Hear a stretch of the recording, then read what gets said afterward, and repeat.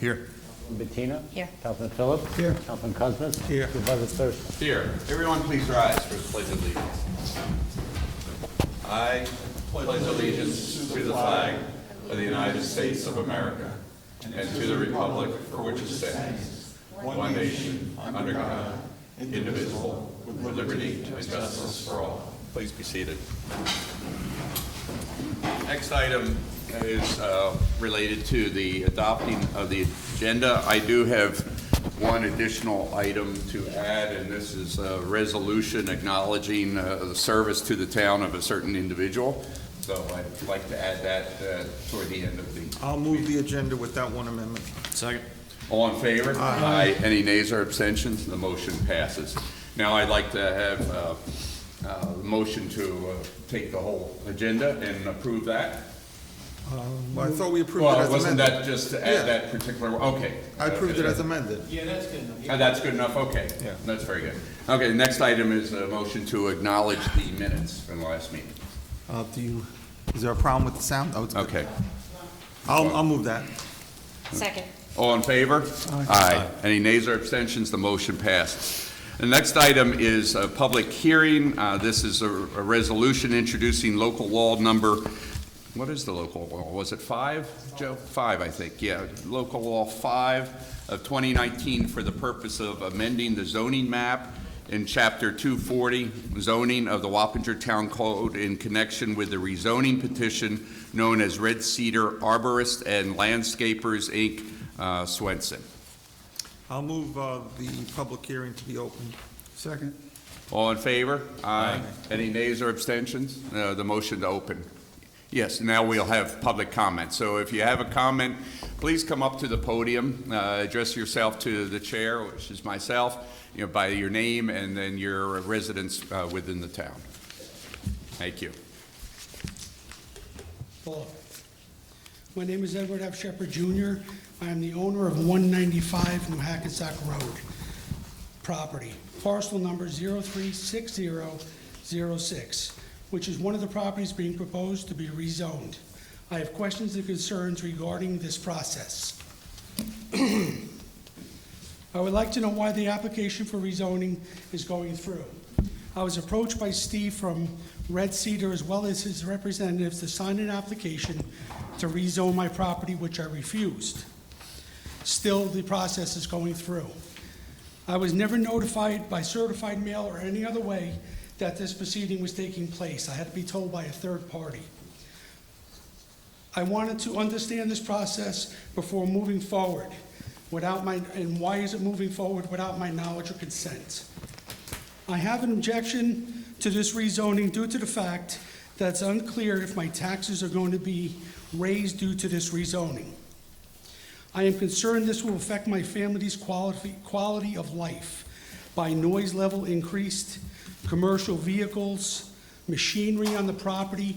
As of now, it's not even open, and I can hear the machines moving back and forth. I can hear the trucks coming in, and I'm very concerned about the traffic that is on that road. There's already traffic due to the fact of the office there and the tennis courts. Many times in front of my residence, which is the only residence of the 4 properties being rezoned, I must say, there's multiple times that there's very close accidents. There'll probably be more with the traffic influx going in and out of that also.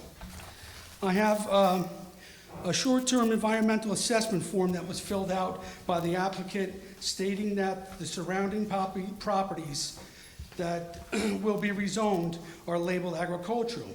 To the best of my knowledge, that is not true. Next to me is a commercial building, and I am a residential building, and this is not noted on that form. That form does not have any stamp on it. That form doesn't have, let me see, any project ID on it, and it's not dated by the applicant. I just wanted to bring this up because this is a very important short-term environmental assessment form to get this policy to go through. I'm concerned because of my family's, like I said, my family. We're going to be affected by this. We spend at least 50% of our time out of my property. It's either on my front porch or in my pool area. This noise level is going to affect my quality of life. Also, if there's anything that could be done to stop the noise, any type of wall could be put up, or any type of shrubbery to stop the dust, the noise, this would be most appreciated. That's all I have to say tonight. I wanted to bring my concerns to you, and hopefully that you'll find in my favor. Thank you very much. Have a good night. Thank you for attending and making your comments available to us. Do you know where we are in this process as far as this application goes? Well, we're having a public hearing tonight. Okay. This local law that would rezone these 4 properties from HD to GB has been sent to the county, it's been sent to the planning board, and you're taking comment tonight. There's a resolution, I believe, which would adopt the local law later on in the agenda, but you're taking comment. Was this before the planning board as well? It was. Now, did they take into account these different environmental concerns, the traffic concerns, and the noise concerns? Well, they had a discussion, and they concluded to recommend in favor of the rezoning. But was it clear that residence was also stuck in the middle of this? I did not remember, you know. I don't believe that and I came up. You know, about that, I don't believe that came up. yeah. Because obviously, I know that with many of these applications, they do take those things into consideration, and we make sure that certain things are done to adjust for that. Certainly, things such as barriers, considerations on the traffic flow, and if there are possibly environmental concerns, I'd want to make sure that those are thoroughly addressed before we move forward with this. And as I recall, yeah, David, that there was discussion, and maybe Ms. Roberti can help clarify this, that there was supposed to be some notification by certified mail or something to each one of the property owners as well. So. And the gentleman is saying that he had not received Town that. board, when you do a rezone, you don't notify the property owners, but it is put in the paper. They did have a public hearing at the planning board, but the way the law is written now. Need a microphone, I can't hear you. Oh. Yeah, it's best to go up there, Barbara. If you could, Whoa, careful.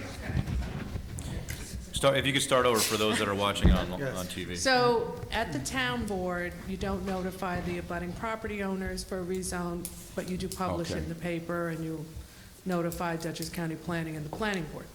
When you go to the planning board to have a public hearing or the zoning board of appeals, besides putting it in the paper, you notify the abutting property owners. So he's not an abutting property owner to Red Cedar, he's 2 away. There is a local law on tonight to change that to go 100 feet, and also to put a sign on property Right. that's having public hearings. So he would not have been notified by registered return received mail. Okay. Okay? Okay, thank you. Any other comments that, you know, this public hearing, since we're taking, yes, yeah, come I'd on. like to, should I come up? Yeah, please, come on up again, sir. I would like And to it's Mr. object- Shepherd, right? Yes, it is, Edward Okay, Shepherd thank Jr. I would like to object to that policy due to the fact there's 4 properties, and my property is involved in the rezoning. I feel that I should have been notified. It's, you know, my right to come to this meeting, and I wouldn't have known about it if not for somebody telling me. I'd just like to put that on the record, my objection to Sure, that policy. appreciate it. Thank you. Thank you.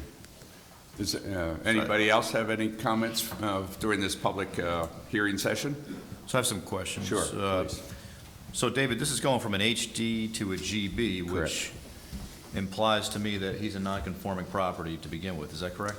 Residential in GB is So not, he pre-exists, that is residence a legally pre-exists? non-conforming use. Right, so you're a legally non-conforming entity. So the way this was presented to us, when I looked at it, was these were commercial properties that Right. were being zoned from HD to GB, which is a different situation. When we're involving residential properties, and it's not indicated here that it is a residential property, obviously, I would agree that we would need to make sure we notify the property owners if they're going to be the subject of a rezone. Even though we're going from one commercial zone to another commercial zone, it still has an impact on an existing, legally pre-existing, non-conforming property. And just looking at the parcel map right now, I can totally understand where this gentleman's coming from. This is a property that is not immediately adjacent to the subject property that we had talked about. Right. This is another property that happens to be a number of parcels away that I believe you just want to what you're looking at doing here is taking all the HDs and making them GB, is that correct? Right, and it would not make sense to have a little island of HD left over. Right, That was the original theory. So I understand what you're trying to do from a planning approach, but I think the issue we need to deal with separately Right. is the fact that there's a residential dwelling that happens to be caught up in the middle of this. Yeah, I had not realized that there was residential until Mr. Shepherd came up, and I also seem to recall that we wanted to notify everybody, so I do have that concern myself. Exactly, and I do believe there should be more heightened scrutiny when the residential properties are involved regarding the issues I mentioned, environmental, traffic study, traffic flow, I should say, as well as noise concerns. I know where we've had other property in the area, such as the gas station, you know, and making sure that there was a proper, whether it's bushes or barrier, and dealing with that. I would think that we should be looking at that issue, at least, and getting Mr. Shepherd's thoughts on that. I heard you say that something like that may in fact help, but not eliminate necessarily the whole situation, but at least go part of the way. What was the intent of the zone request from Red Cedar? I believe the applicant's in the back, if you want to ask him. We'll ask But- them. But landscape nurseries are not permitted in the HD district. Okay. And that is what he would like to operate on his Right. property. So he requested that his property and the Swenson property next door be rezoned. And it just made sense in theory to rezone all 4 parcels, especially since there's GB directly across the Right, street the tennis courts. from Right. Mr. Shepherd and other parcels. Yeah, the club there. How many parcels, you know, Bill, is it removed from, I think he said 3. Well, there's He has a the total, map. there's a total of 4 properties correct. here, but the gentleman who is residential dwelling at 195 195, correct. is, see, the numbers aren't, you know, parcel to parcel, they're based Right. on footage, so it might be, if that's the last one here, if 195 is the last one, it might be, We can't show it up there, can we? Yeah, you can. Parcel access, why don't you The, show it up there? Let's I believe- make use of our new technology. David, is this property abutted, is 195 abutted by Airport Industrial? Yeah, there's airport industrial zoning immediately to the north and immediately to the west. right. Well, the airport, that is airport property, correct? Yes. Yes. It's Put zoned in AI. but- 195 New Hackensack. Yeah, it's zoned AI, but it happens to be airport property as part of the buffer area around the airport. Correct. So it wouldn't be, you know, out of realm to eliminate this zone change for this one singular property, is that correct? We couldn't leave that one property zone residential. Well, if we didn't affect it in this But it's HD. resolution, it would remain HD. HD, it would Oh, I'm remain. sorry, it would remain HD. Yeah. So we could do that, right? It would be an ultra-tiny HD zone. It's not the kind of thing we How normally do. many HD parcels do we have? We may want to take this under advisement and Yeah. not try to solve it. No, I understand. I think right now, just getting the questions on the record so we Yeah, understand it better. I think to have just Mr. Shepherd's parcel zoned HD by itself. So here's the property up there. Right, right. Yeah. So immediately to the west is the airport and is zoned AI. Immediately to the north is zoned AI as well. And across the street is what? Directly GB? across the street from every parcel except for the largest southerly one. Keep going, yeah. Everything across the street except with respect to that parcel is zone GB. So I see what you're trying to do from a planning perspective. You're trying to standardize that area. We just need to make sure that we're not inadvertently creating an impact on an existing residence. Yes, yes, yes. David, do Mr. you know- Shepherd, you raised your hand again. Yes, should I come up or stay? Oh, you stay there, that's Okay. fine. My concern is, like I said, is the noise level. Even if they switch his, I'll still hear him if you keep mine the same. I'm worried about the traffic and I'm worried about the noise level coming from that area, from his property, which is, if you'll see my property, he's 2 over, is the commercial building between us. But in the rear of it, there is nothing, it's straight to my pool. It's open where he's putting materials in the back of the property into. The two zones are fairly similar, HD and HB. and Understood. HD G. and GB. In this case, the GB allows landscape nurseries where the HD does not. So there would be something commercial built on all of those properties regardless in time. Ms. Roberta, you had a, We just wanted to point out that HD zoning is 5-acre minimum zoning, and only the one large lot is over 5 acres. Good point. All those other lots are very But- small, so they really don't fit into the model of HD zoning. We don't have HB anymore, right? No, we do. We do have HB? We do up and down Route 9 primarily. That's a drive-through or no? Yes. it Yeah, would that's allow why we drive-through, don't. yeah. We tried, back in the day, we had discussions about HB versus HD versus GB, and obviously there's different uses in each one. We were trying to limit the drive-throughs on fast food restaurants to the Okay. Route 9 corridor.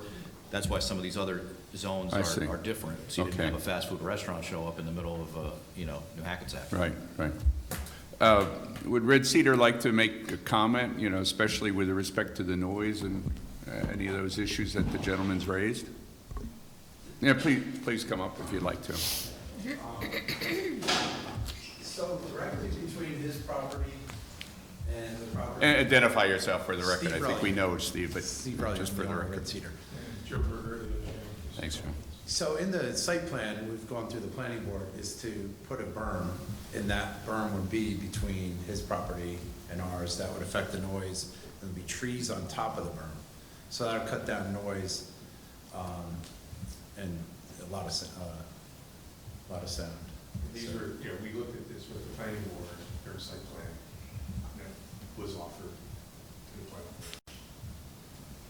So we have gone over these things, not in the context of the rezoning, but in the context of the site plan. And the planning board has not and can't act on the site plan until the rezoning takes place. But we have gone through some of these issues. But so after this, again, out of my ignorance, does it go back to the planning board? Yes, it's still at the planning board. And so it's still not a closed matter? Right. We were talking about rezoning, but subject to planning board addressing perhaps Mr. Shepherd's concerns, or at least some of them. Yes. Did Mr. Shepherd have an opportunity to attend the planning board meetings? Was he notified of the planning board meetings? He wasn't, as Barbara said before, we have to identify and notify the adjoiners, and since he's a few parcels down, he didn't get a notice. Well, I We're think that- changing that, as a matter of fact. In the- No, Pieces that's that part were of, changed. Yeah. that's right. I mean, that's part of the idea behind the code Exactly. changes that we're proposing later on, not specifically his property, but similar types of issues. Right. Well, at this point, the planning board is recommending for the zone change, correct? Yes. But they have not heard from the gentleman who has a residential property in that area. My recommendation would be to, I don't know if this is a process or not, have the planning board hear this gentleman's concerns and take that under advisement prior to making a recommendation. Yeah, I concur with that assessment. Not that they ultimately won't get their application granted, but I do think all sides need to be heard. And if he hasn't been heard, I think the planning board should have an opportunity to hear his position. I think if you Especially make that, since none of us were really aware, Exactly. of it being a residential property there. I'm sure if you make that known to the planning board, they'll listen to you and follow your advice. Because ultimately, the rezone is our responsibility. Correct. So the site plan cannot move forward unless it is rezoned. Correct. And we're not going to move forward, in my opinion, until Right. we're satisfied that we're getting, that this gentleman's concerns are heard. David, if this passes through the planning board to the residents' satisfaction, will the change of zoning have any bearing on his tax implications, do you know? I don't think so, but I'm not an expert. Well, on that's, that. that's certainly one of the issues we would want to address. I do have a question. As far as notifying neighbors or adjoining properties, and unfortunately, you weren't adjoining, so that was the reason why you weren't notified. Can we change that tonight? That, give it more space, area, or whatever, that residents be notified, even though they are not touching the property? We have a code proposal, Right. but that's going to require a public hearing Public hearing. in order to Okay, effectuate. So we can't do it tonight. You're gonna Even set the though we're public- having a public We- hearing tonight? No. Not for this. Not on yeah, that. It's a So it's gotta different be- I was trying. Yeah. For purposes of the rezoning application, it's considered to be an amendment under 240-112 of the code. So this would be like any other zoning amendment. One of the reasons why there's no requirement for specific notice, if you're going to rezone the entire town, you don't want to have to send a notice to every single resident in the Right. town. I Right, think- but isn't there Well, I think maybe the alternative compromise would be, and I'll ask the building department, Ms. Roberti, if this is possible, is maybe she could make an exception and take that gentleman's address down, and when the next planning board hearing occurs regarding this matter, she could send a notice to him. Is that possible? Well, we are on next Monday. Okay, and if we basically send it to the planning board, would they hear this issue next Monday? So they had a public hearing and they closed it. So Jim, would they have to reopen the public hearing to take his comment? They can reopen the public hearing and So take we the can do comment. that. Or- So that would be the recommendation. Or of they this. could act on it without opening the public hearing. Right. So we can take. Is that proper, Jim? comments They next can Monday. act on it without, yeah, okay. I mean, you know. Mr. Shepherd, will you be able to attend the meeting next Monday? Okay. Then Yeah. that seems like a fair compromise. Yeah, but I think people should be notified too, even if they're not. Well, we have to involved in change the that code, debate. which we're in the process No, I of. agree, but I also agree, I don't think everybody should be notified, Jim, like you said, but certain people Thank you, within Steve. a certain Thank you. distance should be notified. I would say if there are any residential dwellings, non-conforming or pre-existing within an area that is being zoned to a HD or GB or HB, we should be notifying those residential dwellings, because they could be impacted by a change like that. Right. When we did the comprehensive plan, there were large tracts of area that we rezoned or redefined the zoning for. Obviously, we couldn't notify every single person in those cases, but I think that you have a point. If we're going to have a commercial area rezoned, and there happens to be a pre-existing residence that's non-conforming, legally non-conforming in that area, we should have a mechanism by which those residents are notified. Agreed. I agree. And we have I think that's another important. case in the future with respect to the propane tanks. Is Again, it- there's residents along Is the that. code change going to cover this issue?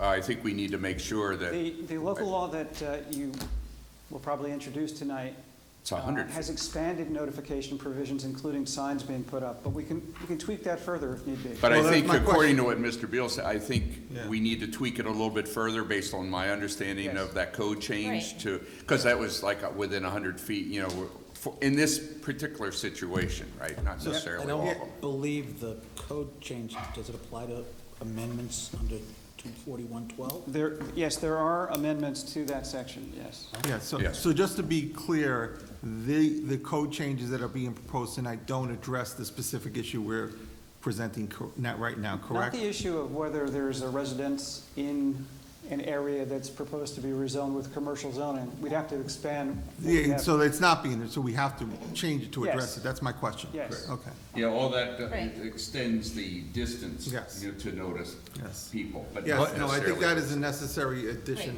Ms. Roberti? The other thing that's being proposed tonight, which would be very helpful for all residents, is that if this passes, anything going for a public hearing in front of any of the boards would have to put a sign on the wall. Right. Stating when the public Right. hearing was, and I think that's even better than Yeah. mailing, because sometimes you mail it to an address and they live somewhere else. I Yeah. agree. The sign there allows everyone to see it. Right, I that's think like that's East a good Fishkill idea. does. That's a good, I Right. think that's a good move. Then the gentleman would have seen the sign on the property too, probably weeks ago, and had a heads Yeah. up on what was going on. But that's a good point, Barbara, thank you. Yeah, I think we're So- moving in the right direction. Correct. Yes. Okay, any further comments on this public hearing portion of the meeting? I'll make a motion to close the public hearing, seeing none. Second. All in favor? Aye. Any nays or abstentions? That motion passed.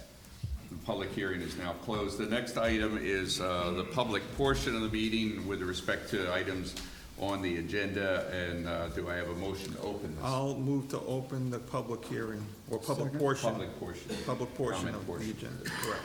Second it. All in favor? Aye. Aye. Aye. Any nays or abstentions? No. The motion passes. So now, if anybody has any comments with respect to the discussions, the resolutions that are being proposed, please come up to the podium, identify yourself to the chair, your name and residence within the town. Seeing none, I'll make a motion to close the public portion. Second.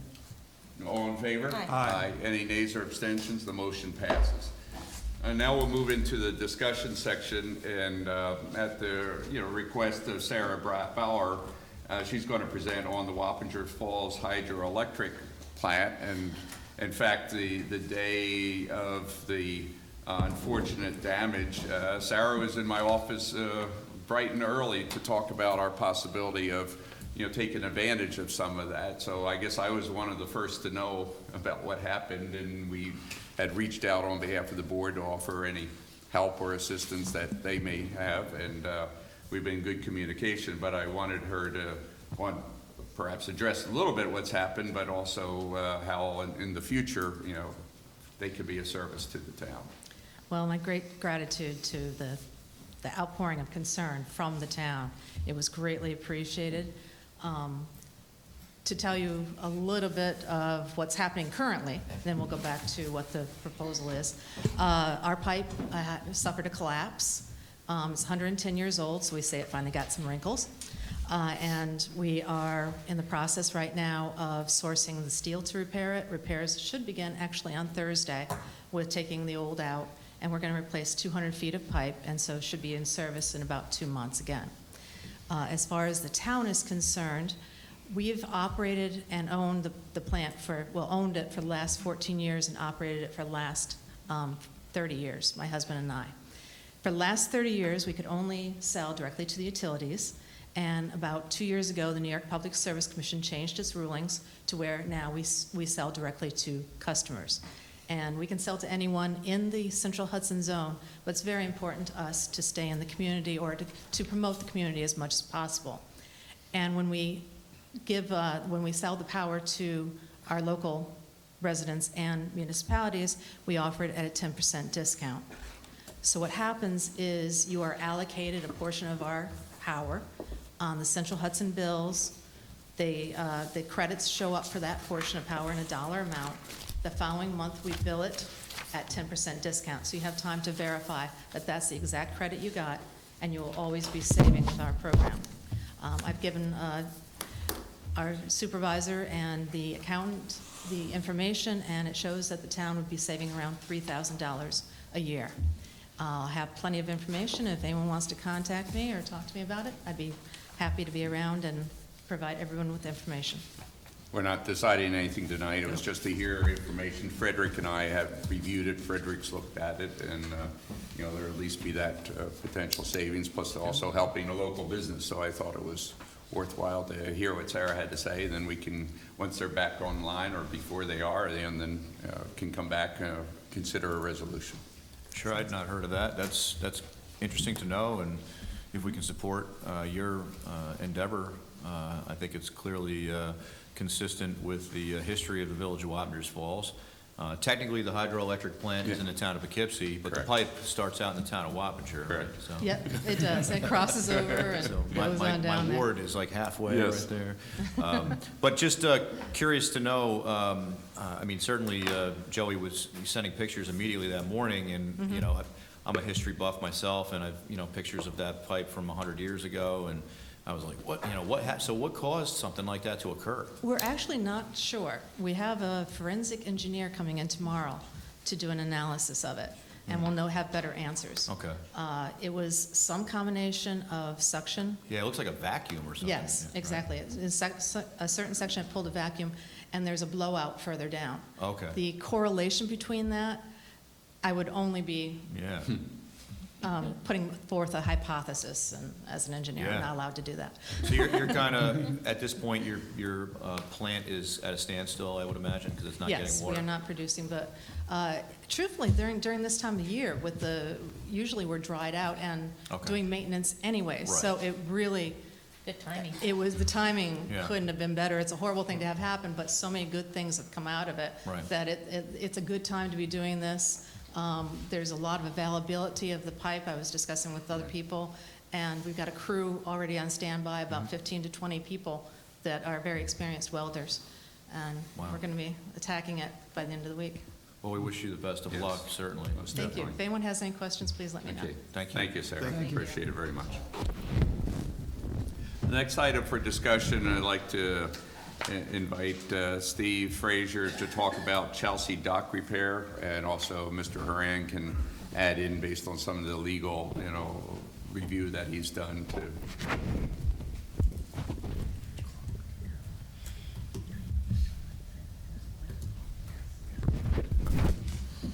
Go ahead, Steve. We haven't been able to insert the dock yet this year. We discovered after winter that the retaining wall on the yacht club side of the street there had fallen apart through the winter. That retaining wall supports a 6-foot high chain link fence, and our walk ramp is about a foot away from that. So there's a possibility of that fence then falling onto the walk ramp. Until we resolve that, we aren't able to install the dock. And currently, I guess we're trying to determine who owns the retaining wall. And that's where we're at this point. I think Mr. Haran and maybe even Bob Gray, our engineer, have some thoughts on that based on further review. So Jim, why don't you add some comments first? So, based on, the discussions that we had previously, we had CPL do some survey work. The boat ramp is actually the right-of-way of Front Street, which was created sometime in the 1820s. And here you go.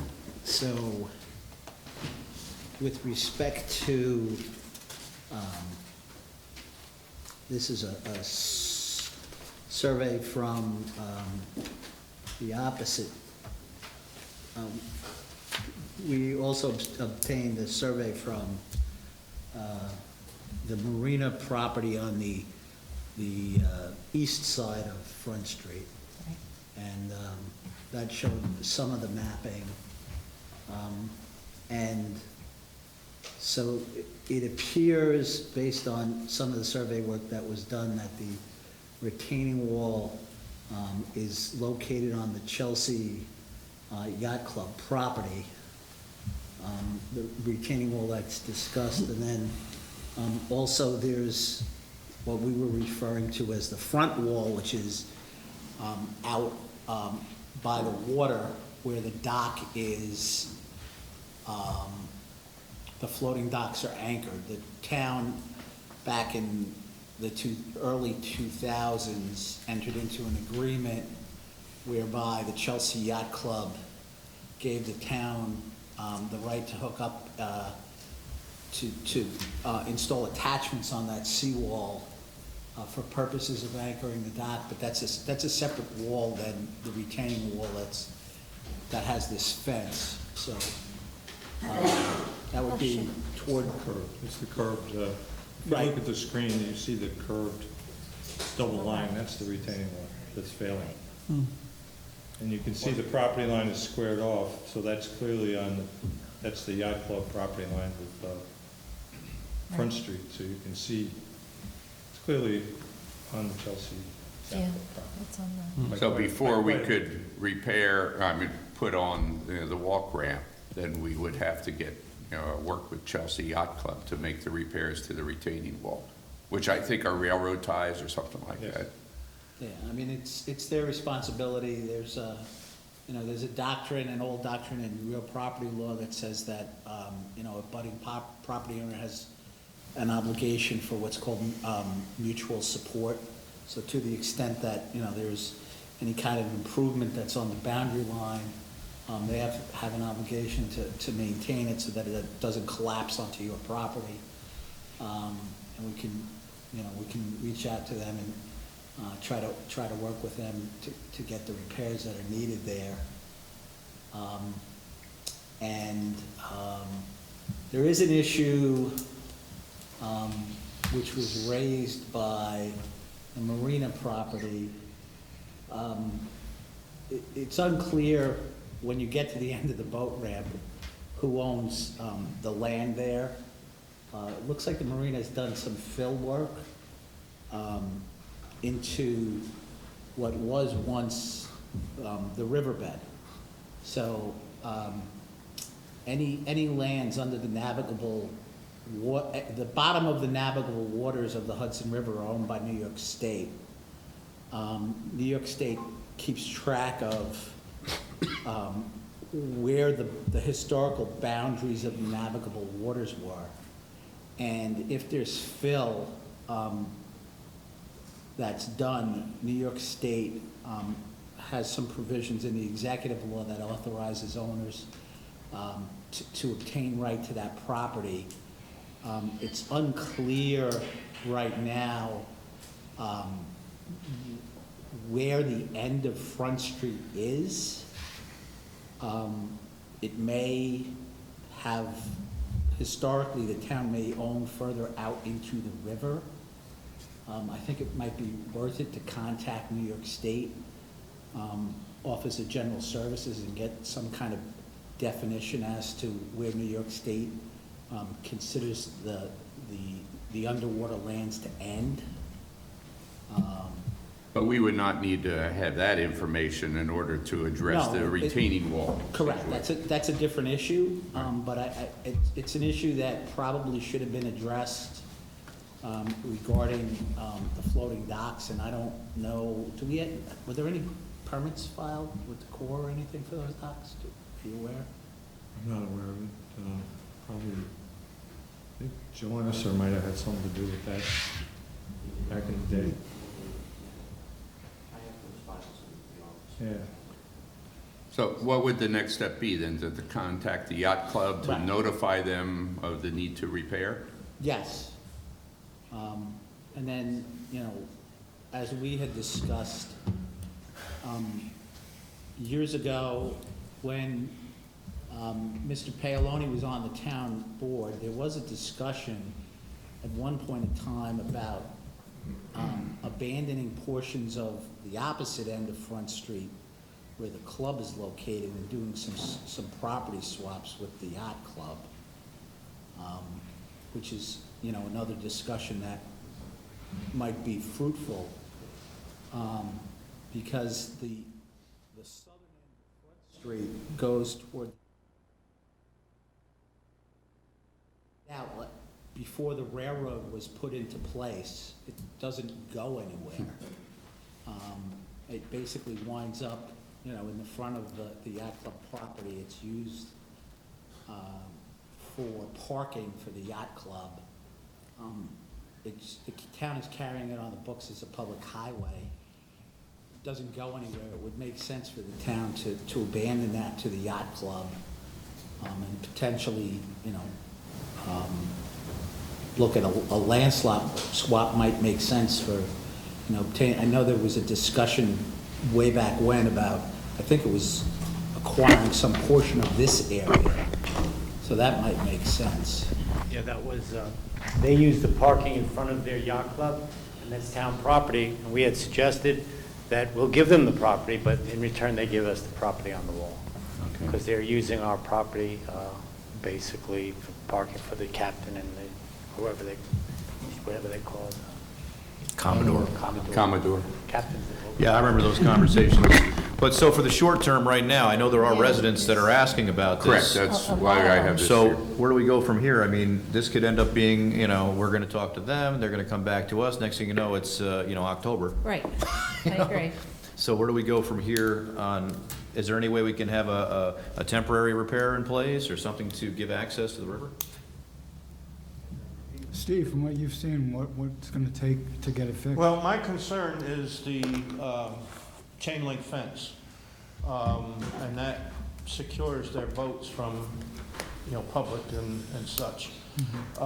Do we need the retaining wall to attach the ramp No, to? that's, Not at all. the fence is supported Okay. by the retaining. So Well, it it's- was supported by the retaining wall. There's a portion of the fence now that's suspended in air. Correct, I remember that. And that's the part that I'm concerned about, because our walk ramp is only about a foot away from that fence when it's installed. So because that wall has collapsed at that portion, the fence actually isn't service any good right now, right? It's just in the way, so maybe Swinging in it's the to wind, get that removed? If they would would agree to remove it, that. then I Does believe, the, I'd have to. Do the crumbling railroad ties pose a danger to the ramp if we were to put it out there? I don't believe so. I'd like to meet down there with the engineers and get their opinion on it as well, but I don't, personally, I don't feel that that's the concern. Angela, we know the Commodore, so maybe we Yes, just schedule by a all meeting means. and just do it informally over the next, Now, can whatever people days. use the ramp now to They launch can use boats, the or ramp, is it there's a just problem? there's no dock to tie to. Okay. Yeah. But I mean, from a safety perspective, you don't see. They why- can go up and right. down the concrete ramp, it's. Well, it's asphalt, yeah. Yeah, asphalt, whatever. There is a Whatever. pothole, a significant, I guess it'd be called a wash hole at that area, but there Does is that a need to be significant. fixed? Excuse me? Does that need to be fixed? Yeah, but that's not something that's within our capability.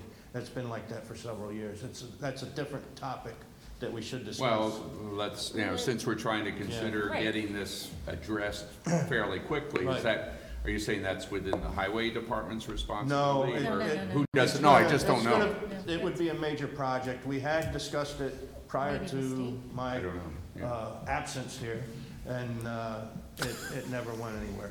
Well, whose responsibility is it? How would we approach that? Is it the It's state? our responsibility, Okay, but it would be, well, the engineers had actually come up with a plan at one point, but it never grew legs. We could revisit that and take a look at it and see if that's something you oh, we can should do that fairly should do- quickly, yeah. and we'd like to have a plan to address this and approach this by the July 8th meeting to Yes. present to us. In the meantime, Councilwoman Bettina and I can go out there and Yes. talk with the Commodore and the yacht club about, addressing the fence fence issue and how they're going to Exactly. repair that crumbling wall. But Right. in the meantime, then you and the town engineer, Tim, you look at that And come and back to us. get back to us on July 8th with a As soon recommendation. as- Yeah, please. Is that doable? Thank Okay. Okay, thank you, Tom. And I'll just mention this here since we've, at the public meeting. If the public finds that debris has washed up and needs to be cleared, they can call our office here, the recreation Okay. office, and they'll notify us to get down there and Okay. clean. We aren't able to get down there on a daily basis Okay. to inspect. So I think, as to the 8th, then we'd like what is the solution and the recommendation, and I hope, some estimate as to what the cost would be to repair that hole. Please. Okay? If you would, Thank you. please, thank you. Thanks, Okay, Steve. Steve? Okay, thank you. Just a question also, what's the status of that former, and this is not for you, Steve, this is for Jim Horan and whoever else knows the answer, Bob Gray. The former marina that's there that you were talking about before, is that vacant or for sale or something, or? It is for sale. Yeah. Yes. I believe the prior owner died and. Yeah. The They- they son, did. children had inherited. Right. So anyway, when we're having this global discussion about that area, which is not going to be tonight, I would say we should also take a look at that parcel and see if it's something that is feasible or, something that the town would have interest in. I'm not trying to say we want to buy property, but. Mr. Paoloni and I and Joey had actually looked at that, and, or initially Right. considered it. We haven't had a chance to discuss it here, but I agree with you. Yeah, I'm just It's looking at it appropriate here. to look at that. And I see that property line, it looks like, you were talking, it looks like the river used to be here and now it's over here. So that's interesting too, as you look at this to, I know up by Shadows, they had to talk to the state to determine where the property lines Right. were. And you'll see on the parcel access around Shadows, they actually have definitive lines on where the property owners are on the river, so. Well, I'll tell you, the very interesting situation was the Dutton lumber Right, site. yeah. It went back, it was filled in the 1820s. Right. And the developers of the Dutton lumber site had to get title to the land from New York State, even though it was filled since 1820.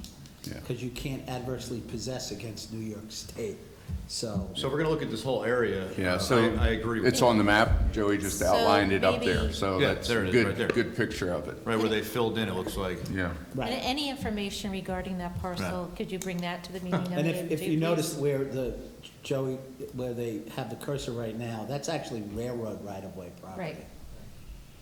So anyway, obviously, as we look at these different options, let's make sure we're not missing an opportunity Yeah. potentially, right? Agreed. No, I think it's a very good point. Thank you. Okay, we'll do that. Thanks. Thank you. Next item, last item for discussion, last but by no means least, is that over the last few weeks, I've become aware, and I think some of you have, that there are a few issues and challenges with respect to Robinson Park, our baseball field, and I think I'd summarize it in the context of safety and security out there, and how the park is, how we would need to address it. And so one of the things that I've been discussing with Little League, also with the Wappinger Yankees, and some others that are here, and Jimmy Lamond is also here tonight, is for us to look at, and I'd like to, for us to work with the town attorney, engineer, and to look at a few issues. One of them, which I was talking with Mr. Horan, is with respect to the Ralph Holt Way, that road, or lane, or whatever it is. It's not clear, is that private or public, but if it's private, what we have in the town, as I've looked at it, is that with respect to roads or ways within our, parks, we don't really have any real clear rules or regulations or ways to enforce, those. And so therefore, we would need to look at perhaps strengthening the code and addressing, for example, speeding.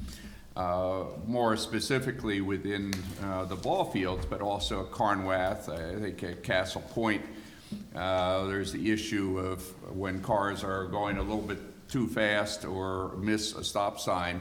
What is the mechanism to address that? We've had actually, I asked for a couple of the sheriff's deputies to be out there to try to slow down the limitation, the speed. But whether or not we need some additional, whether it's speed bumps, speed humps, or some other way to address it in this discussion, which I'd like to have, and we can figure out who would be involved with the various sports teams that use the park, but also we would need to involve, I think, Bill MSTAR, from a point of view of ambulance, that would hopefully never have to go in there, but actually from time to time we do have some need, for that. Yeah. So we look at an overall solution and to come back, and I'd like to, come back on at least July the 8th with some at least ideas or recommendations to how we would address this, and then figure out how we want to proceed going forward. So that's the general idea, to try to address overall, whether, it's not just stop signs and speed bumps or crossing walks, but how we address also enforcement or, concerns with respect to those parks in the state. Sure. No, that's definitely been one of the concerns, speed bumps and related issues that you mentioned. Another issue, and I know Mr. Lamondo will probably concur with my assessment, is that obviously as a liaison, had been involved in Little League for a lot of years, and his predecessors, we had discussed making some improvements as far as some safety issues with the Little League. We actually had 3 phases that were discussed. I know we had finished 1 phase. There was supposed to be a 2nd and 3rd phase that addressed fences and some other issues. So I would once again present to Mr. Lamondo if there are specific issues regarding those phases that still need to be addressed, if you could let us know, so we could certainly look into to see about addressing them, because I know that they've been outstanding for some time, and I know that we went back and forth as far as what specifically should be the next step, and I'm not too sure that we've gotten any answers. So I would suggest that we work on that as well, because I know I'm sure you're interested in addressing those concerns as well. And the president, Jeff Tomlins, is interested. Paul Freno has been involved in this. Of course, Roland as well. So I think we have a good opportunity to address this, but I don't want to see us drag it on, any further. I'm not aware of the history, but certainly that's helpful, Mike, and you can perhaps be involved with Yes, this. exactly. And as I said, Mr. Lamondo, I think we had discussed this before. If there's a next phase that you think we should sort of now prioritize on what we should be working on next as far as fences or something like that, let us know so we can start looking into how to address that. Okay? Thank you. So we want to work with all the organizations, and Sure. also, you know, I think, you know, with respect to Challenger, you know, League Inspiration Field, we have some unique challenges, and we want to make sure that the safety of the children there are looked after, especially the special needs. So if the general consent of the board is to look into, I don't think we need a resolution. I'll No. just No. proceed and then come back on July 8th. Yes. I think we need to develop a capital plan, and this is something Yes. that's always been a challenge. Agreed. You know, over the years, we've talked about capital planning, and just to be frank, it's almost impossible when you're in 2-year terms to do 5-year Right. capital planning, because you can't, you know, vest the future board into anything, Right. basically. But I think we should have somewhat of a master plan or some sort of strategic plan for that ballpark complex. You know, the road going in there, which is now called Ralph Holt Way, my understanding is that's not a public highway, right? Right, we think that's right. So the highway department does not have responsibility. My understanding is that's what used to be recreation, now Parks and Recreation, or Buildings and Grounds asset. So then the question becomes, all right, it's easy to talk about repaving something like that, but when you have to utilize, you can't utilize any sort of public funding like CHIPS or anything like that, because it's a separate entity, then you have to pay for that and budget for it properly, which that is not cheap to do that particular road. But I do think it needs to be done. I think we need to plan on it. So in fact, you know, you stole a little bit of my thunder, Councilman I'm sorry, Beal. go ahead. No. And we didn't, No, we didn't talk before This is good, because we are going to discuss shortly with respect to the septic system, the new bathroom, and the remediation of the field out at the Inspiration Field. And one of the things that I was going to recommend us to consider after talking with Frederick is that we do put together a capital plan with respect to that, but also, you know, we can roll in some of these other things, because part of what we're going to be considering, and we'll hear the report on the cost, you know, for those, is really not take it all out of, you know, Parkland Trust. Right. But we consider a capital plan that actually, you know, maybe in July meeting, we would have an intention of the board, or in fact, even a potential bond resolution. Now, if we're going to do that, then perhaps the road issue could be addressed within the parameters of that. So I'll discuss it a little bit more when we get and hear from the engineers on that. But that's the idea, Bill, and so I agree with you. I think great minds think alike. Mr. Lamond, did you have something to say? I have, the question that I have is, as far as something in a short term, nobody, you know, I mean, as far as Little League concerned, we're not looking to have the road paved or anything. We're looking to have 2 speed bumps or humps put in, just in the interim until one by the playground, because the cars are doing 25, 30 miles an hour. When we have games on both sides of the road, these little kids dart out, and same down by where our concession stand is, right there, that's where the main traffic is, and we could put a speed bump or a hump there. I mean, the only thing is, You know, and I'm sure at some point in time, you know, when they're patching potholes or fixing the road, I guarantee you that a ton of blacktop is dumped here, or blacktop is dumped there. Run it out there and put a bump in the road, you know, I mean, it's, Yeah. you know, we're not looking for, Agreed. you know, anything major, it's just one day, half a day, a couple guys put some blacktop bumps in, and just for safety. Yeah, as I mentioned earlier and mentioned to you in discussion, I want to consult with M-Star just to make sure, you know, that they would be okay, or if they have some parameters with it, because the ambulance services, that's been the historic issue with respect to other roads, is putting bumps or I mean, it humps. shouldn't. I don't think so. No, I mean, you know, there's speed bumps on private property. Right. This is not, okay, speed bumps not on a public roadway, we can do. And there are complexes in the town, like Whitegate Apartments, which have them. Right. Pavilion and Scarborough Lane, trust me, they have them. So I have no objection to putting in speed bumps in the short term. I don't think it's gonna be a funding issue. I don't think No, it's a heavy I lift. agree. I think we can do that ASAP, and I have no objection. Well, a couple of things regarding speed bumps. The big issue is, I mean, with respect to signage. So one of the things is, you know, that if you're gonna put speed bumps in, you need to put signage in. You Right. can't just put speed bumps Agreed. in. The other thing is, I don't, you know, I've never seen any site plans for the parks. You know, we've got some, you know, things, but, you know, we spend a lot of time in the planning board going over circulation, signage, fire lanes, parking.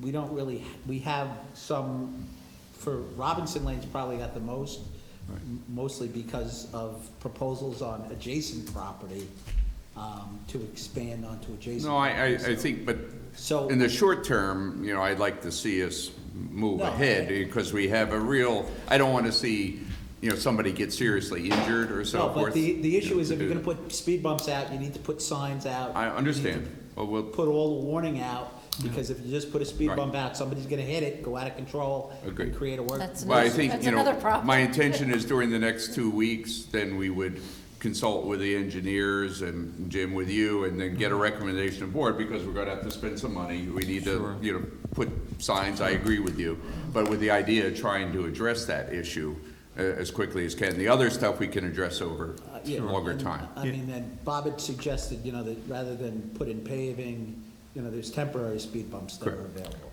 Yeah, you Which are nail, probably put a much spike better. in those yellow ones that you Which are see. probably a better solution. Yeah, anyway. I mean, that was part of, I believe, part of the 3 phases, correct, Mr. Lamando? Yeah, so we should talk about resurrecting those, because we started that process, and just like with the town board, I know Little League had different administrations, and, you know, I can go through the Rob Wilson, the Chris Schoen, the Pete McGowan. I mean, you keep changing, so we kind of lose track of where we are, so maybe we kind of want to bring that back again, as we had discussed. Yeah. And, you know, certainly to add a little levity to this, if we really want to talk about experience on how to slow traffic, we should talk to the county about what they do on Myers Corners Right, Road. right. I could tell you that, Yeah. Let's not do that. Yeah, that's not. Really not I can tell you that tonight. there's no traffic going So fast over there. I'd like to say, you know, if the board's in agreement, then you know, we'll proceed to look into it, come back at July 8th with a recommendation, and then, you know, we can see, and I'll consult with the baseball, you know, league and so forth. All right, You know, and, you know, you and I can Sure, talk sure. some more about that, Sure, because you have all the history. exactly. We Okay? definitely do. Okay, very good. Thank you. I just think we got to, short term, we got to get something in ASAP, and then we Yeah, can, that's right. we Yeah. can talk about the long term, too. Can I have a Okay. question? Oh, No, I wanted to make a comment about the temporary speed bumps. There is actually one out at Robinson, and at this point, it's not being particularly effective. So one of those larger speed Well, bumps yeah. would be definitely a. I mean, the issue is they go around there, and it's And not. I was gonna say, but- that's the other thing, anything We'll come that back we're to- going to be installing out there, we also need to consider, some sort of measure to keep them from going around it, because the one at the entrance to Robinson, it's right by the playground, and to go, not have to go over it, they swerve into the grass. and No, go that's over right. Well, they don't have any signage over there either, do they? No. No. No, so that's part of it also. I We mean, have we have the playground sign. I think if there's signage right Yeah, next to it, that's they're the not thing. gonna jump into the signage. So, and not hit so that. we'll get the Yeah. engineers to look at Yeah, it, we'll look exactly. at it and come back on July the 8th with Yeah. this. Yeah, we'll Okay? certainly work on that with you, Mr. Yeah, Lamont. thank We you. appreciate your attendance today. Yeah, and I've talked with Jeff, and I've Yes. talked with Roland, so I think everybody's on board to address that Yes, issue. thank you. Okay, thank you. Jimmy, is that okay? Okay, good, thanks. Okay. Okay, that's the last discussion item, except for, the more important one is the rollout of the website. I wanted to get this out of the way, because if Mr. Lamando wanted to leave, then you're free to leave. But Joey's going to briefly introduce our new website.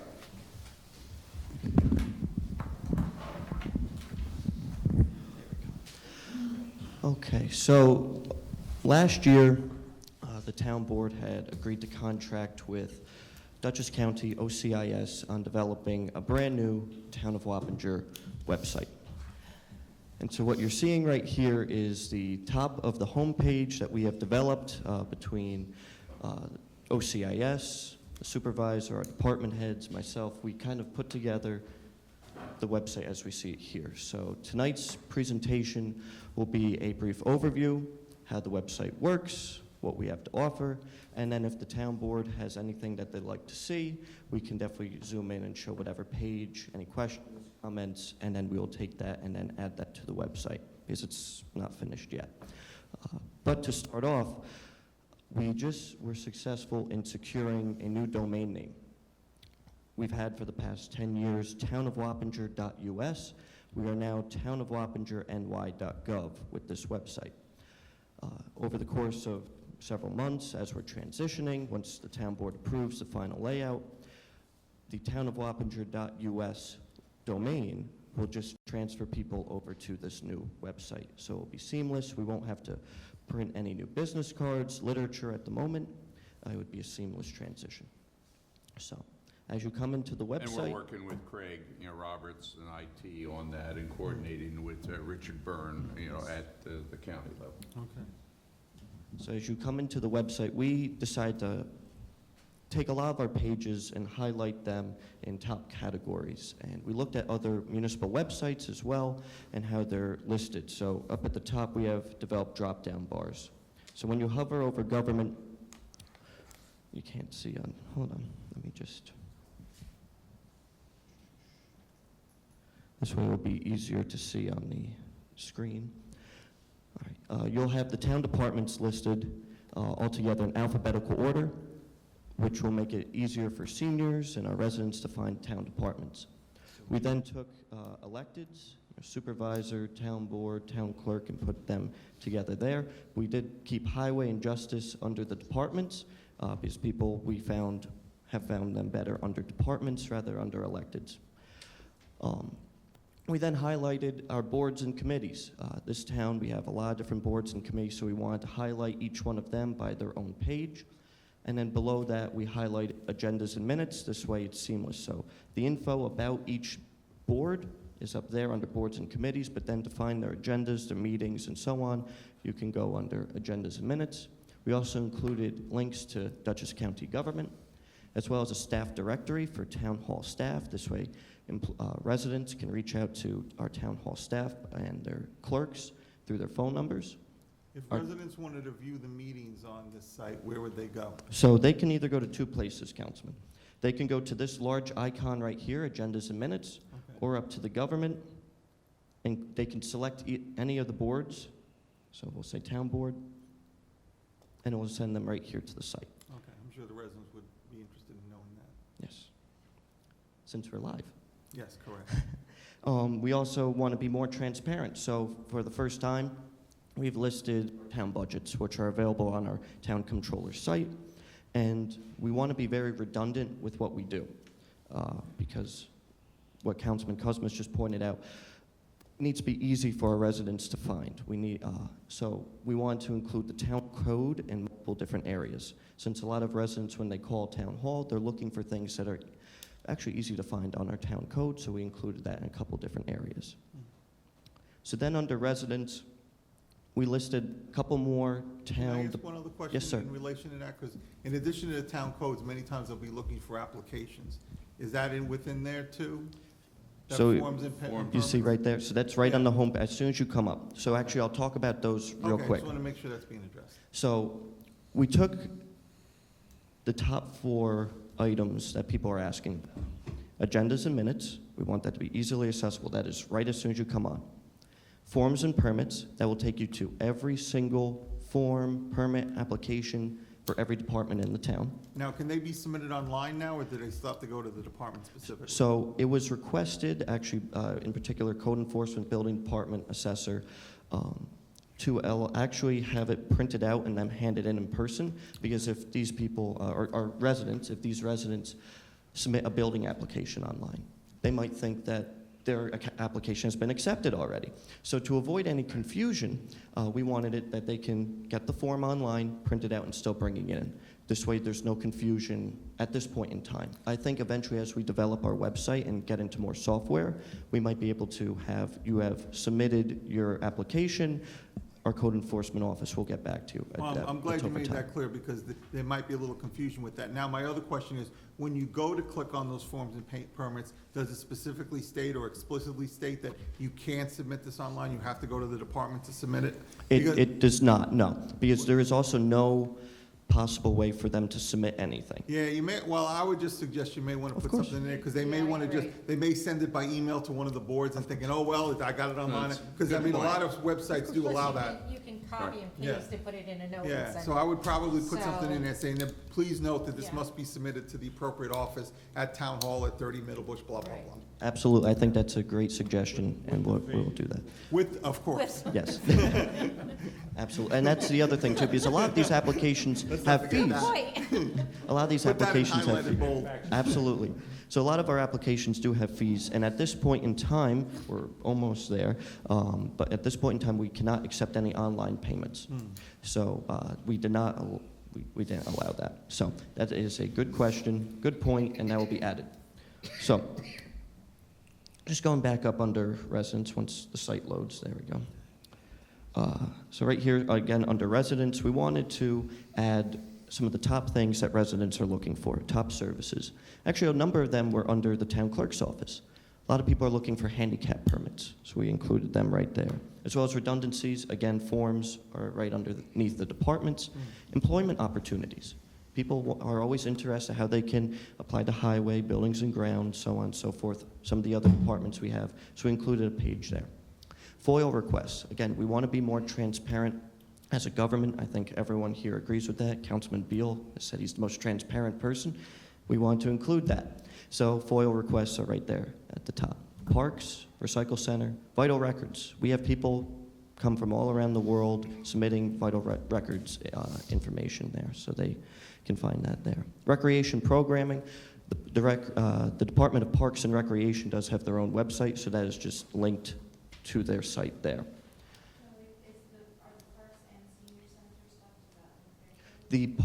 Our parks have their own page under here. So parks have their own because they are a separate department from Parks and Recreations, Buildings and Grounds. So they do have their own page on the town, but the senior center should link over as well.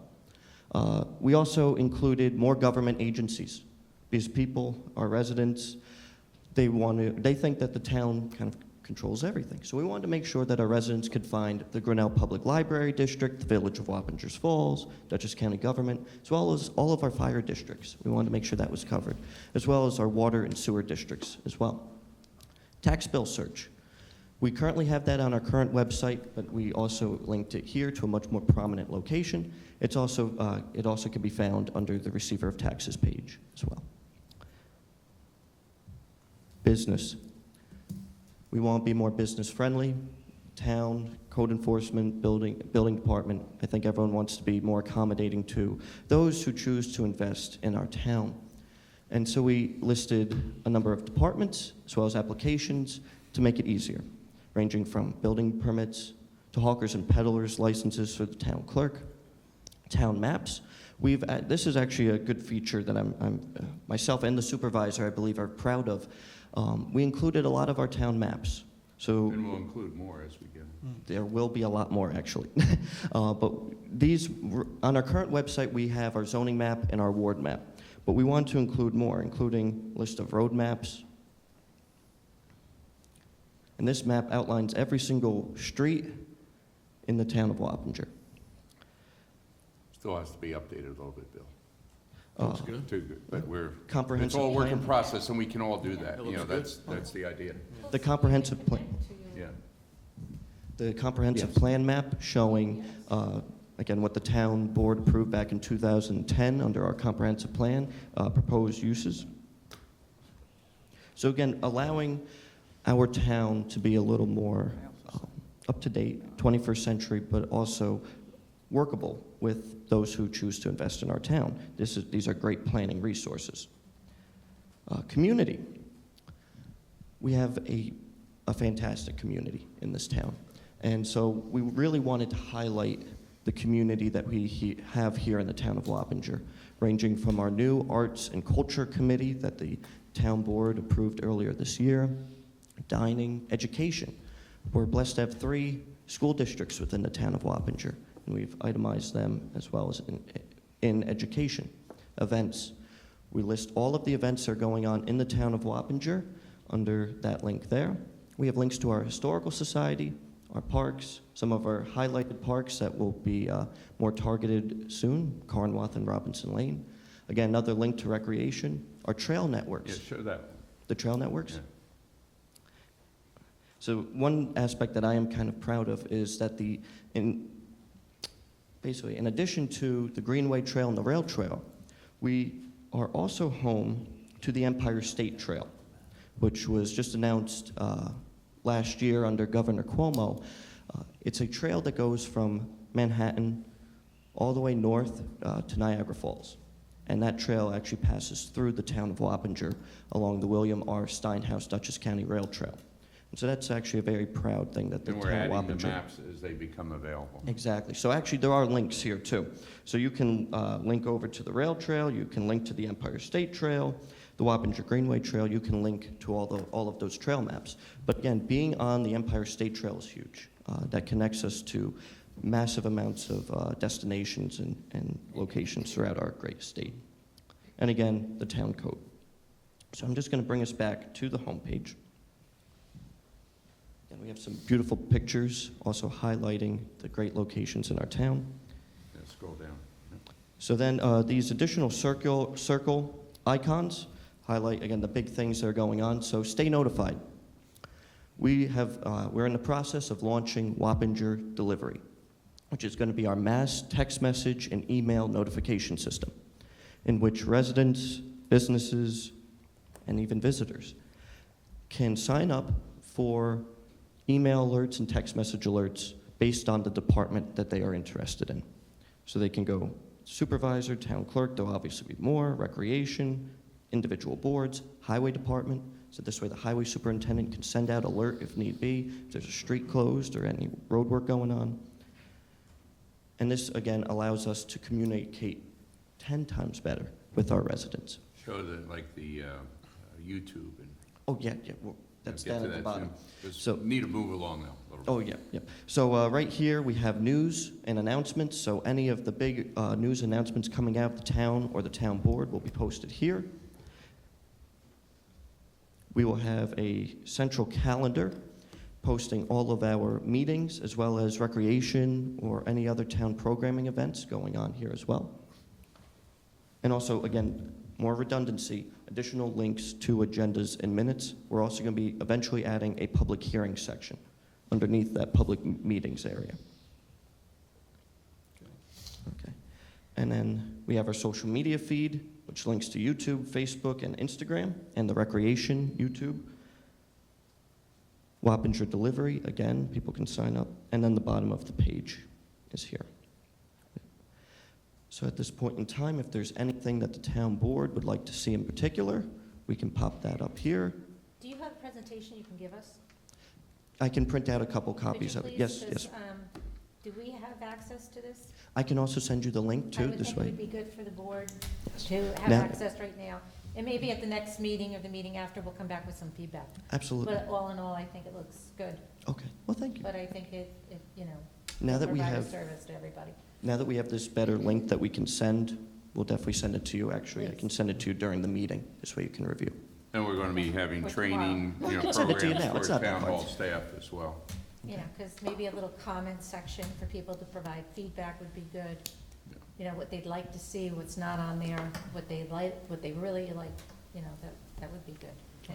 But we'll give you some feedback. So Sounds thank you. All right, thank you. Okay. Okay, thank you, John. I think it would be Thank you. good, first of all, I think it looks great, I think you folks have done a great job on this. It would be really good if, on a meeting night like tonight, I don't know if this is possible, if you go on the website while the meeting is live, that an icon pops up that says, "Watch meeting now," or something like that. Do you know what I'm saying? We might be able to do that actually toward the top, this blue bar here where it has social media. Yeah.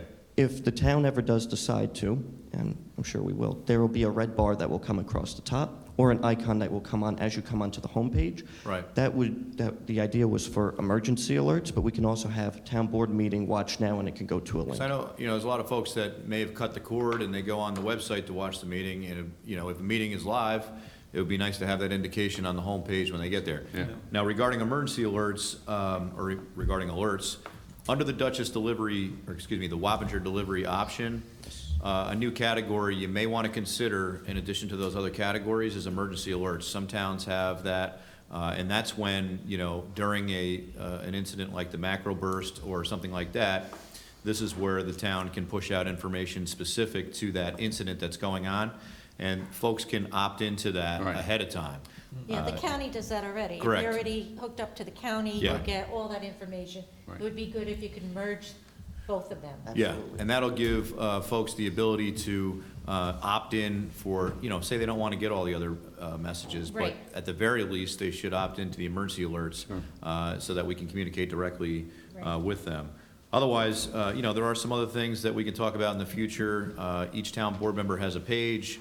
I think there's going to be definitely room for each town board member to have a bio, and I think that it would be also beneficial under residents where you have Grinnell Public Library District and I think if we include Wappinger Central School District, I know it's in another part already, but it might not be a bad idea because folks need to understand that the school district obviously is a separate and distinct Right. entity. That's right. But we do our best to work together with them, and I Yep. think it would be good to have them on the page. Yep. But we Thank you. also have residents in the town of Wappingers that are part of the Beacon Yeah, and we have Library. and that in should there be too. included Yeah. also. So you- But like I said, we'll Councilman, give you yeah. feedback. I mean, Absolutely. I think it looks good. I think when you look at it, you'll Yeah. see, have a lot of questions answered because Right. it's very comprehensive. And we're a fresh pair of eyes. Yep. Thank you. Thank you. Okay, thank you, Joey. Good job. Okay, very good. Okay, let's move on to the resolutions.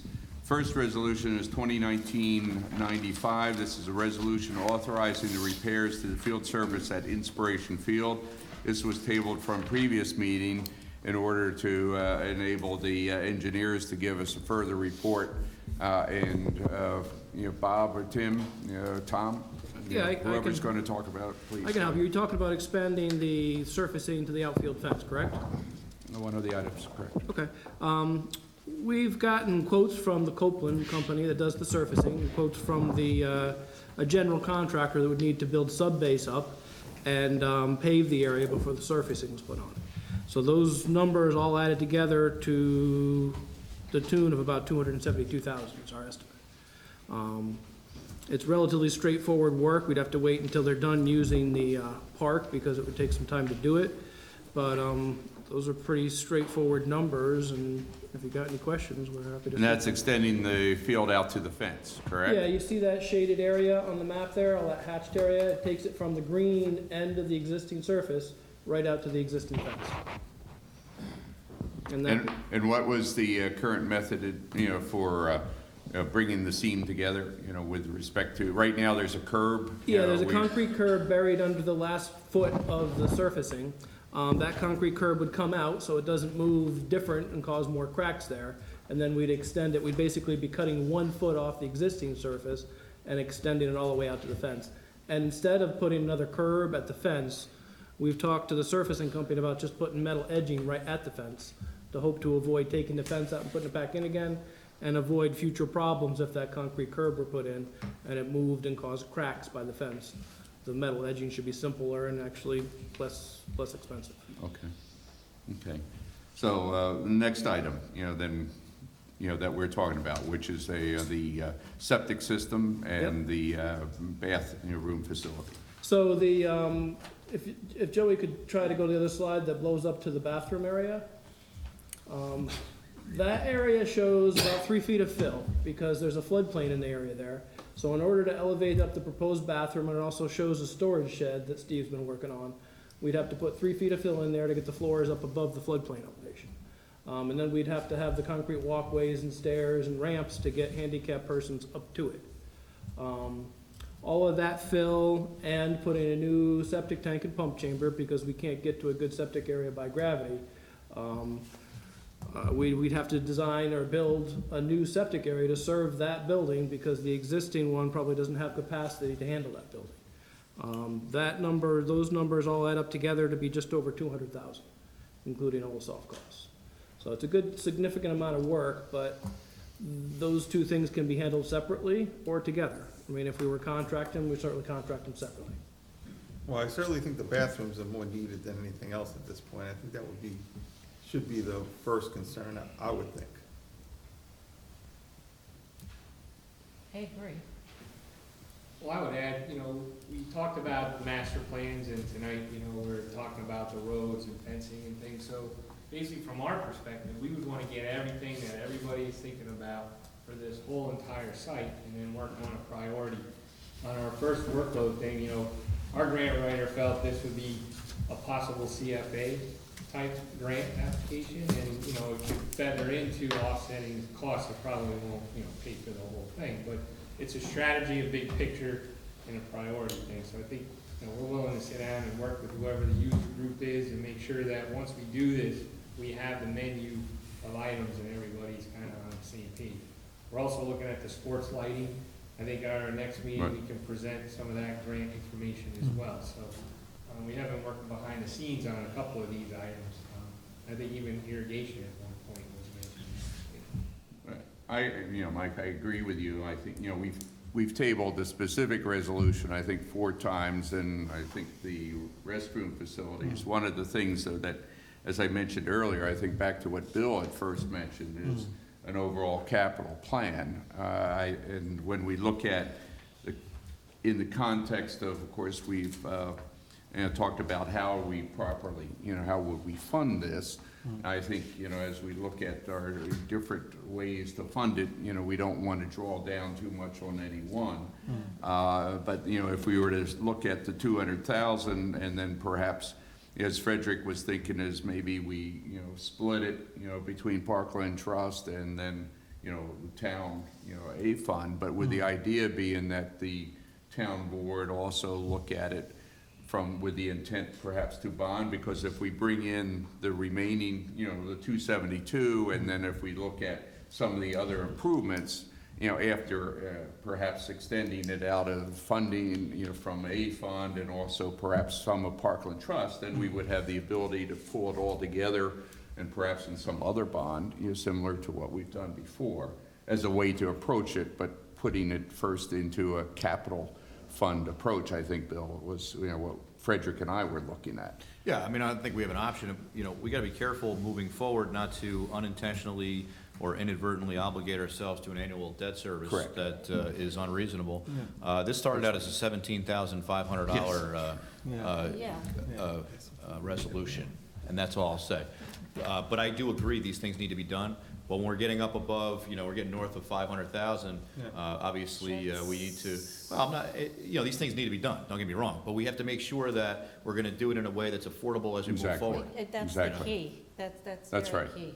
Yeah, I mean, certainly, I think, and I understand your point of view, and certainly there is credence to that, but in the same sense, I don't want to drop the ball and start doing the things we initially wanted to do, because we try to take these other things into consideration that we weren't necessarily planning on doing, or we might necessarily not be able to take on.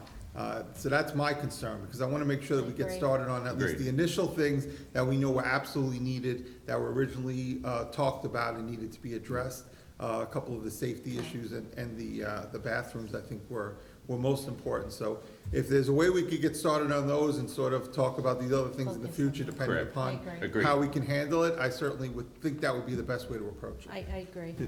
Yeah. Can I just make one comment? Sure. I just want to. Identify yourself publicly, come on up. And Yeah. This is Tina's job. Michael Brachetti from Challenger. I just want to, believe me, my family, our league, we appreciate the fact that you folks are all talking about this and have been talking about this for a while and have not just pushed it to the curb. And I totally understand, as Councilman Beal said, it started out as a $17,000 fix, and as long as that curb was removed, because initially in the fix, the curb was going to stay in. Correct. Okay? We'd be happy. And some of the other fixes that we've talked about at the gates. But just want to make one point about extending the field. At least so that you continue to think about it. Whether you do it now, that's, you know, but at least you continue to think about it. Back in February 2010, February 8th, in the board meeting here, when legislator Donna Bollner announced the grant, the initial grant,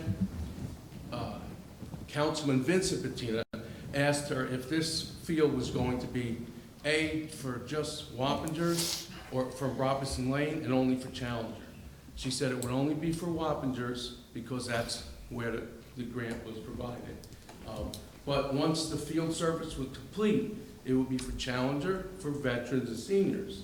Now, just something to keep note. the field is too small for seniors and veterans. And if you have some of the veterans, their problem, especially wheelchair veterans, you can have wheelchair veterans out on that field, but their problem are their legs usually. They're very strong in the upper body, okay? They can't go into the grass with their wheelchairs. So it's just, if you're, at some point, the town is willing and able to extend the field, I think you'll get more used to it.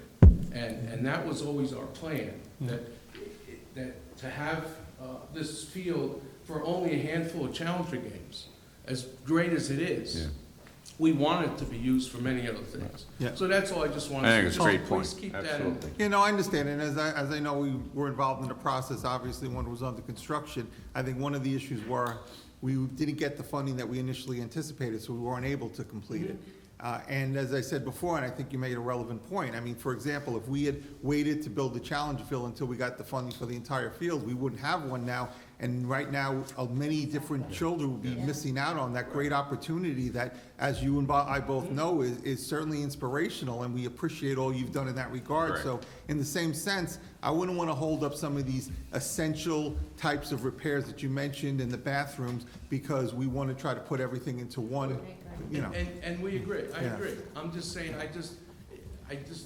all I ask is that the rest of the ball doesn't get dropped and never get talked about. No, and that, exactly, That's all. exactly. Somewhere like when you're talking about putting together a capital plan or something, maybe, you consider it then, that's all. Understood. It's all, I just want. Understood. Right. Well, we appreciate everything that you guys. And we appreciate what you do. We see you back there at every meeting because you're that concerned, and I know what you Yeah. do every week or during the baseball season for these children with these challenges. So, once again, our heart goes out to them, and we appreciate everything you do for them. Thank you. June 30th is our last game for Okay. the spring. But we can assure you, we're not going No, I'm to just forget saying, all this, we and give we're out going to move trophies, actively. so- What time? Stop by. What time is The it? game- It's a Sunday, the game is at 1, usually by 2:30, 3 o'clock, we're having our little celebration. Thank you. Thank you. Okay, you're very welcome.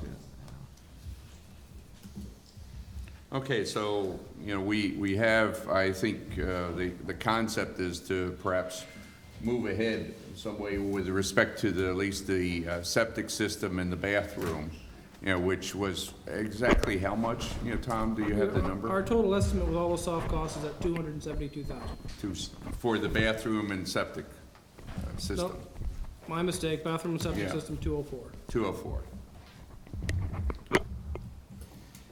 I'll certainly make whatever motion is required to move forward with that project. Is that something, Mr. Rand, that we can say split between, the trust fund, as well as Parkland Trust, and between a fund, or, Mr. Beal, your better thoughts on this? What would you suggest? I mean, it certainly qualifies for Parkland Trust.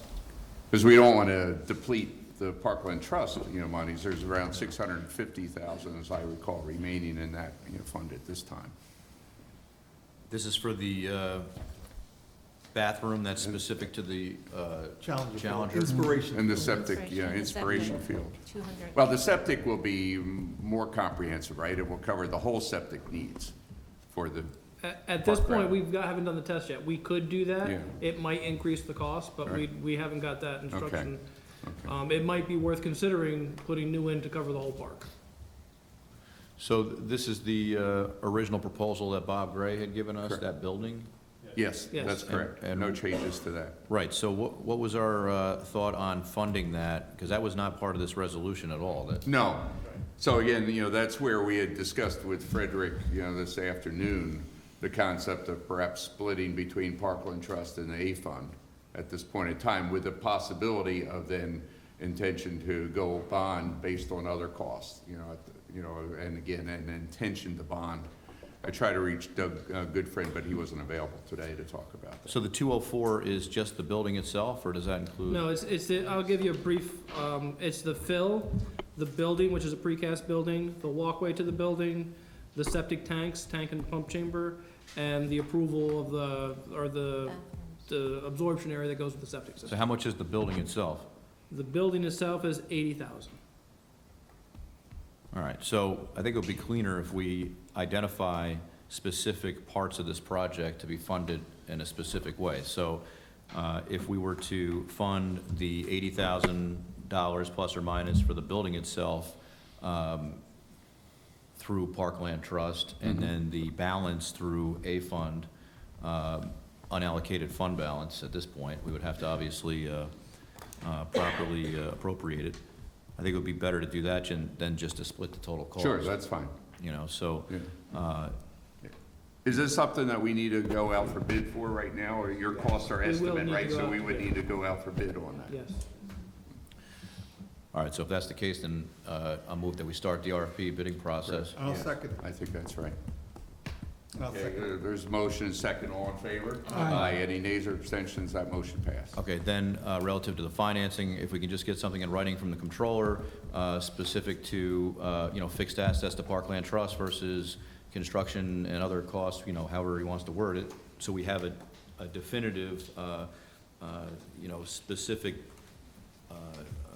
assignment to each expense, I think it would be, right, Jim, that would? Well, I mean, I think if it's a precast, prefab building, the easiest thing to do is Yeah. the cost of the building. The building is Sure. for this and That's, I'm It's fine with easy, that. very easy So way. if he can, Yeah. if he can get a memo to us, stating that and making sure he doesn't have any, objection to that based on where we are right now at the end of, the second quarter. Right. I'd be comfortable with that. To Tim's point, the CFA funding process, there's different pots of money. In the past, this program was, the field was funded through community development block grant Right. funds. So, those are things that you Correct. can look at with respect to Yeah. this, and also with respect to the improvements. I think one of the things that might be helpful, the CFA grant process is coming up Correct. pretty quickly. It is, end of July. In July, so, I mean, I think at this point in time, if you're looking to do CFA Right. funding, now is the time to put together at least a proposal. Right. And the more, there's a good bit of work here groundworks that's laid. That's one of the things that is considered in the applications. The applications that are more developed, get better, grant opportunities than things that are just pie in the sky. So, Right. I think it might be appropriate, to put this project and, Correct. the field work and stuff, at least that into a CFA. But, if we grant authorize application. the funding, we could say subject to whatever grant we Certainly, would I mean, obtain. and, if you're gonna do, and again, that's gonna be, the problem is gonna be, when the funds are spent and, things like that, so, and that's a discussion we can have with Doug Goodfriend, so. Is that federal money? The community development block grant is federal money. Right. At that point in time, you're probably not gonna be able to use that money to reimburse costs that were already Right. laid out. Right. But if you're doing work in the future, you Future, can, right. get that money. Also, and again, the CFA, there's a lot of different Okay. programs that are out there, so, but it certainly, this is a very well-developed program. It probably hits in a couple of different areas that the CFA is looking at to give money. Okay. You're not gonna you're almost definitely not gonna get the whole cost of the project out of the CFA, but you may get 40%, Sure. and it's better than, right, as Tim just said, anything is worth it, Right. so. All right, so then, additional motion, then I'll move to authorize the engineers and the attorney to explore the CFA grant process and, in parallel to this proposal that we're looking at. And I'll get, And I'll Scott second that. Williams also looking. Yeah, and also to include Scott Williams. This way, this is all moving at once. Yeah, I'll second that. Okay. We have motion second, all in favor? Aye. Any nays or abstentions? Motion passed. Thank you. Okay, thanks. Dick, just to be clear, we'll be back to you, we'll prepare bid documents. Right. We'll come back for authorization to act. Yeah, that, and like to have that for the July 8th So meeting. we're at the point where we've been authorized to prepare the bid documents. Yeah. I think July 8th, a meeting would be probably the best to give us the time to look into that. Right, you, Tim? My only concern would be health department approval. I don't think Right. we'll get it that quick. No. Okay, well, okay, very good. Okay, thank you, everyone. Next resolution, 2019-132. This is a resolution adopting local law number 5 of 2019 for the purpose of amending the zoning map in chapter 240 zoning of the Wappinger Town Code in connection with the rezoning petition known as Red Cedar Arborists and Landscapers, Inc. / Swenson. I think we're gonna table this. Yeah, right? second. No, I know, so, but we Yeah, have I the moved official the table, resolution yeah. now. Second. Okay, all in favor? Aye. Any nays or abstentions? That motion is tabled. Okay, next resolution is 2019-133, resolution introducing local law number 6 of 2019, which would amend chapter 240 zoning, chapter 217 subdivision of land, chapter 143 garage and yard sales, and chapter 175 peddling and soliciting of the town code with respect to a variety of matters. David, would you like to? Well, there are a whole variety of things in here. There are amendments regarding notification for public hearings, as we talked about before. There are amendments regarding signage. And actually, I emailed to you, I don't know if you got it, but I emailed to you today a red line version of this so you can see precisely what's being changed. Now, are you going to make those additional changes we discussed during the prior discussion? Yes. Okay. There is an amendment which makes it clear that any massage establishment where any of the practitioners are not licensed by the state of New York shall be considered to be an adult use, and that's highly regulated in the zoning law. There are a couple of amendments to the peddling and soliciting chapter, which would require insurance, $1 million of insurance for a peddler. Excuse me, David, could you just move that microphone over? People are saying they can't hear you. Oh. I know you have a mic on, but it might not be working. So there are a whole variety There you go. of proposed amendments. But I think we need to change, make some additional changes as well before we can vote on this, because I think there were a couple of things we wanted to discuss. Are we going to do Right. that as part of this code change, or are we gonna do a separate code change? Are you talking about the notification provisions? Correct. We would amend this. Okay, so we need to amend this before we can vote at this point. Right, you can't approve this. You could set a public hearing, and we can make the changes rather quickly. and get You going. could approve it per the verbal changes, give me the changes tomorrow before I publish, and before I send it to the abutting town, and then we're good. We could do that. Well, you're gonna have to work with the attorney to the town to discuss those changes as well, because we wanna make sure that they're clear enough and non-ambiguous so that we cover those issues we mentioned as far as certain residents not getting notification when they probably should, especially residential owners of property. Well, I guess the question becomes, the chapter is very generic, the 240-112 deals with any zoning change at all.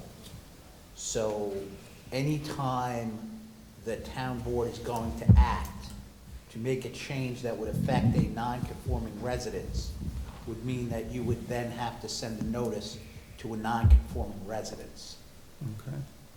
If you want to limit it to an action on a petition brought by a property owner for limited parcels, that would be a different situation. However, we don't specify in our code, we don't treat a petition brought by a property owner differently than an action by the town board.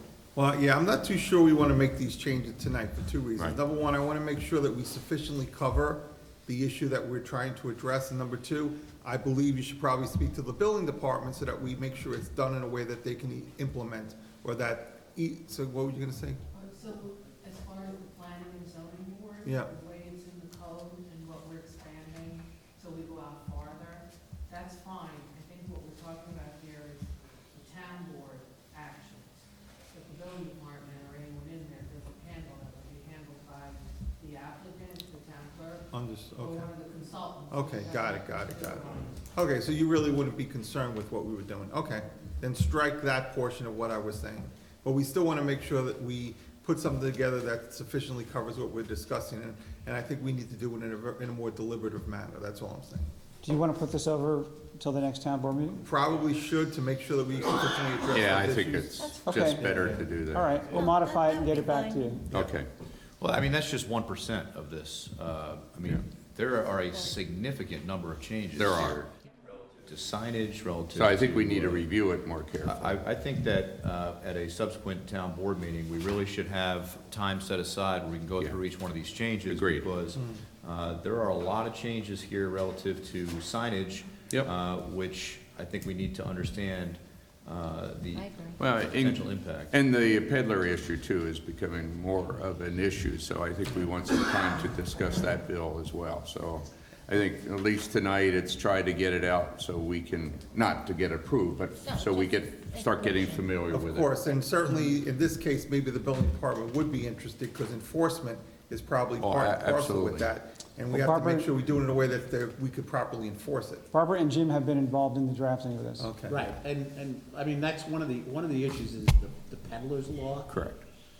really doesn't deal with the building and zoning department, but So who's it's gonna enforce it? historically been. Yeah. That's one of the issues. Exactly, that's my question. I've been discussing with Barbara, exactly. You know, one of the problems is that they don't really, you know, it's been, we don't really have any other enforcement Right. mechanism in the town.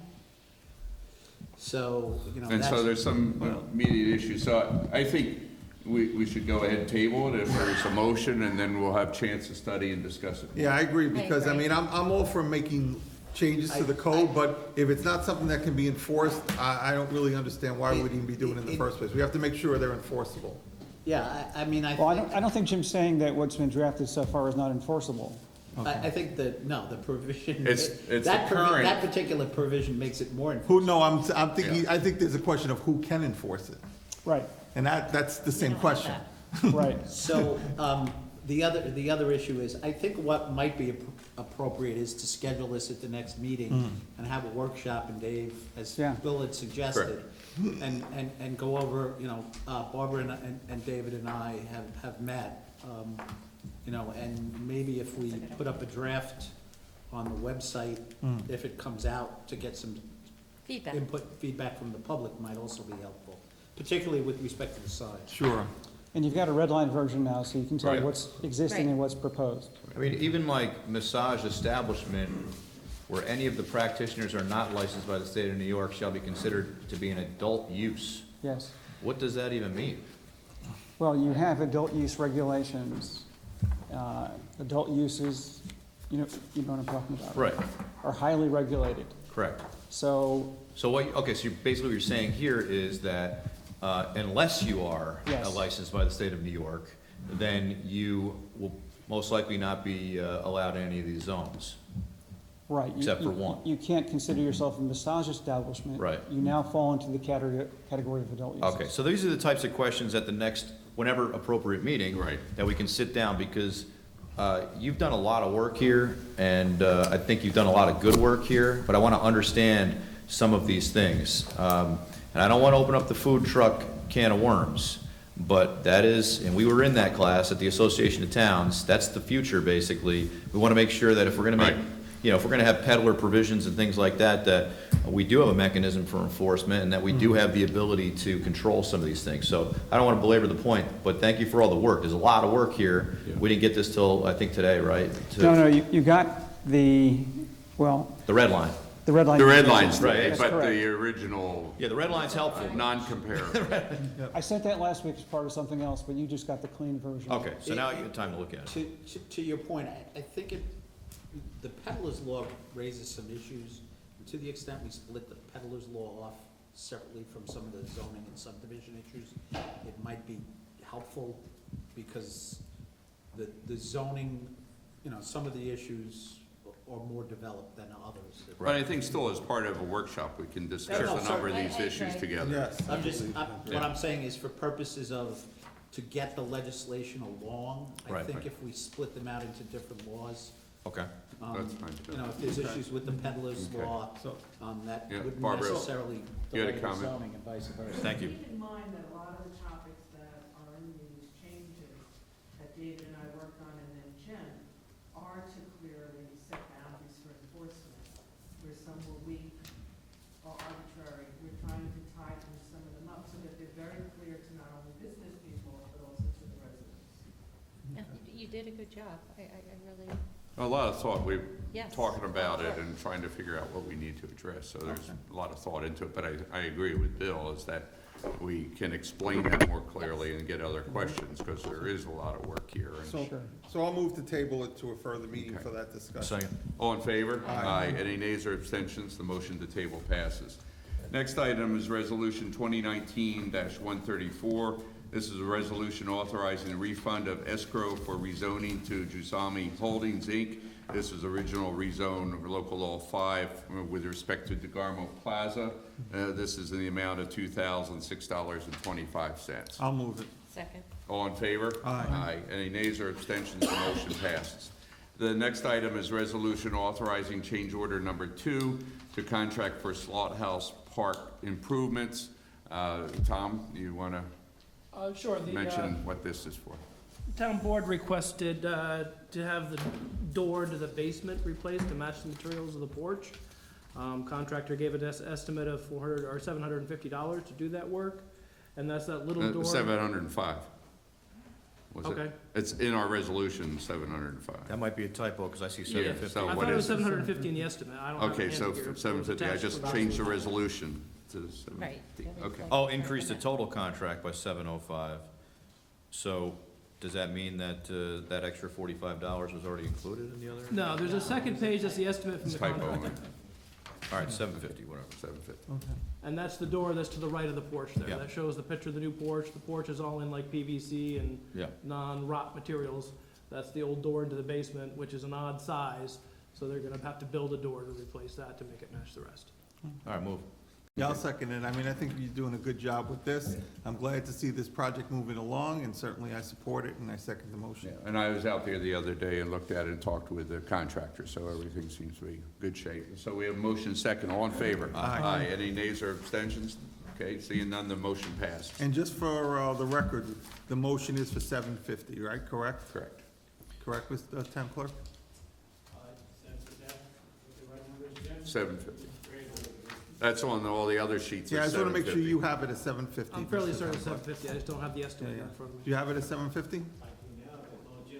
Yeah, no, I just, whatever the number with the estimate was. And the final contract price remains the same, at $90,743. Thank you for the clarification. Okay, the next item on the agenda is item Resolution 2019-136, a resolution appointing seasonal laborers in Buildings and Grounds Department. This is what, Billy, we had discussed last time. Steve, would you like to comment on that? Sure, this is the final vacancy that we had in the budgeted positions for labor, seasonal labor.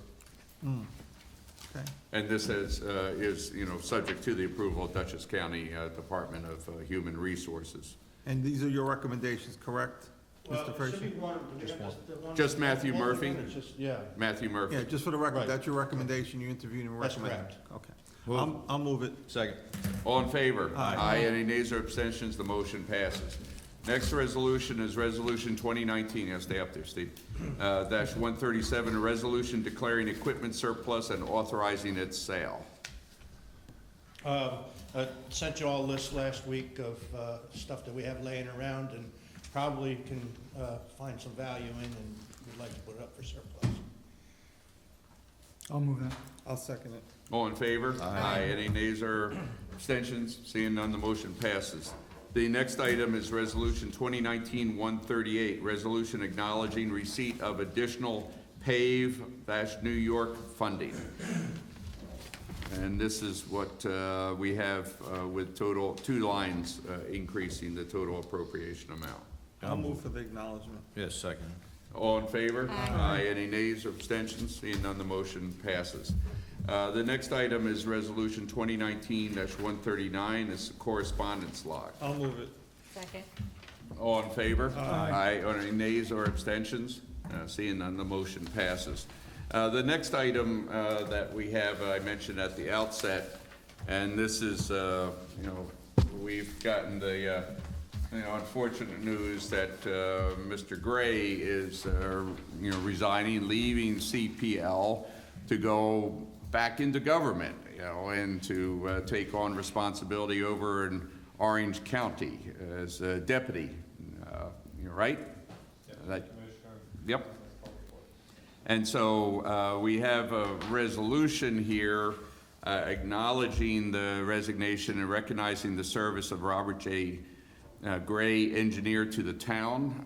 This is whereas Robert J. Gray, formerly of Morris Associates, currently of CPL, was appointed by the town of Wappinger in 2008 to serve as engineer to the town and has served honorably in this capacity. And whereas Robert J. Gray, engineer to the town, has served under 4 town supervisor administrations and offered great guidance to the town of Wappinger. And whereas Robert J. Gray, engineer to the town, has provided engineering services and counsel for significant projects such as, and it's a short list of many, many hundreds, in New York City DEP waterline, renovation emergency services building, Martsfield Pavilion, Town Hall roof replacement, underground electric at Carnwath Farms, and countless others.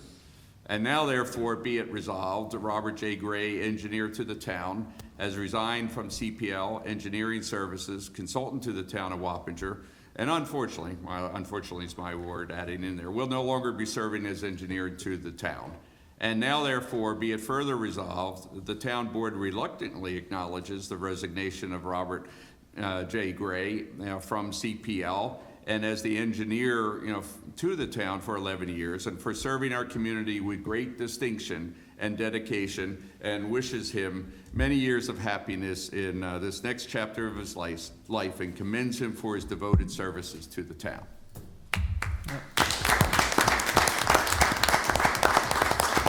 So that's the resolution, although we have to correct a typo, Mr. Gene. Move the microphone so that's in front of Bob so we can hear everything that he has to say. So he can, talk about it. Yeah. But, Mr. Gray, here is the copy of the resolution. You're very welcome, and thank you again. Thank you all. Make a few comments. You can't get away without making a few comments. Here, stand with him for a second. Yeah. Where's Vinny? I don't know. Here. Bob, look at us look at Joey first, and look at me, and then that's fine. Yeah. Get a group picture of all of us. Yeah, well, we also have a cake later on when we come out executive session. I don't feel like chocolate. Thank you. Some comments. Thanks very much. It's been a real pleasure. We've accomplished a great many things in this board and boards that have gone before you. Bill Beal is, and Mike, I think, were you on the board when Chris Colsey first came on? Just came on just right when he was leaving. Yeah, it was a 2-year period, I think. 2008, it was me, Paoloni, and Vinny Bettina that were here when you came in. Correct, but Bill, you've been here the whole time. I've been here the whole time, yeah. I think you started at that. I started in 2007. Okay, the year before. But as Dick listed, there were some really significant projects, and I commend your board and previous boards to understand what we were trying to do, because some of it can get pretty complex, and it's all expensive, and you guys do a great job of understanding it and moving it forward, and understanding its importance, and I appreciate it. Thank you for everything that You're you've done welcome. for us. Yeah. And I'd like to say a few words too, actually. No, I got one right here. I'm sure I can call you Bob because obviously we've known each other for a long time. We worked on a number of projects together. So since you're now leaving, instead of calling you the town engineer or Mr. Gray, I'm going to call you Bob. And I'm going to say I thank you for all the collaboration we had together. We have done a number of things. One of the things I see mentioned on the resolution is the Martsfield Pavilion, but that notwithstanding is only one of many things we worked on together. I know that there were many a times where you were willing to speak with me on the weekend, go out to speak to residents. Certainly, when you did speak to the residents, certainly they felt like they were being listened to and their issues were being addressed. And that, as a councilman, is very important to me because constituent services is very important. And when the professionals work with me to make sure that the constituents and the residents of this town are at least being heard, We can't always do everything for them. We'd like to do everything for them. Resources are limited, wants are limitless. The town only has certain resources and abilities to do things. But I think when we could do something, we did. And when we could speak to them, at least understand their issues and address it when we could, and at least have them understand when we could do something and when we couldn't, it makes a big difference. And you were very instrumental in helping me do that. So I do want to thank you for our many years of service together. And you certainly are going to be missed by me and certainly by the residents of this town. So thank you. I would like to add, Bob, you know, and I can't really emphasize enough what Mike said, but we've only really worked with each other for about 18 months, but actually it's a little bit longer than that, you know, along with the help of, you know, several of you, but Bob, you know, from the moment that I was elected, but not in office, made, you know, the transition much more smooth and jumped in right away with respect to certain projects like tall trees that would enable us to get the water online quickly. But in Bob, you know, I've been around in the business world a long time, and here is a consummate professional. I mean, he has been really exemplary in all the ways that he's treated the job. I think been a partner with us, and certainly well predating myself. Sometimes it gets a little cantankerous, a little ornery, right? But that's fine because it's been done out of a true love, a love for the town. Don't we all? And I'm ignoring exactly. it. True love for the town. But I think, you know, Bob said this afternoon when I was talking with him and Tim, is that actually he views this as his baby. And I think that one of the important things that Bob communicated to me the other day is that he really isn't leaving. He's always available for us to contact him. He'll be back, you know, because he's not really going that far. And it's really this professionalism that I think Tim and Tom, you guys have big shoes to fill, and continuing, you know, with the service that has been rendered to the town. So, Bob, you know, personally, thank you, and on behalf of the board and the residents of town, as Mike said, we really do, you know, thank you. And you won't be far away, so we're not going to say we're going to miss you, because we're going to really still have, you know, the love and affection for you as an engineer and a friend. So, thank you again. One thing I would like to say, when we brought Bob in to this town to be the engineer to the town, we were concerned that, you know, we would have a person that not only had the, you know, the town as a priority, but had the history of the town in their mind, which Bob did, and had the perspective that was important to step into those shoes. You've been involved with a number of significant projects, Bob, but I will argue that the most significant project that you were so involved in behind the scenes, mainly behind the scenes at the beginning, was the New York City DEP project. Exactly. This is something, we sat down in an office in 2009, Chris Colsey was there, and said this is a moment where we can determine the future of this town. And this is a moment where we can help create a real tangible benefit to residents on the western side of the town by providing water to an area that never had it. You know, back when this water, New York City water supply project began back in the 1930s, Dutchess County opted out. And as a result of that, you know, residents weren't able to benefit from water from that aqueduct. Here in the town of Wappinger, I would argue, because of Bob Gray's negotiation skill, and Jim, you know this, he was able to negotiate a deal for the residents of this town that will benefit them for decades to come. And that's you, Bob. Yep. There are many that will be quick to take credit, and I've heard this and I just kind of shake my head. There are many that take credit publicly for being responsible for that water line and being responsible for that project, and we know who they are. They were not.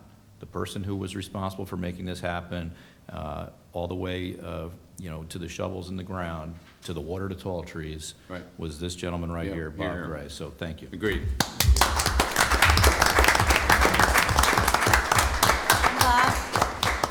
Bob, thank you for the planning board, when I was on the planning board, all your help. And thank you for the residents from Chelsea that we've walked together. And I've enjoyed your leadership and your help. And that goes for all the residents that you Yeah. have helped, and we're continuing to help. So thank you.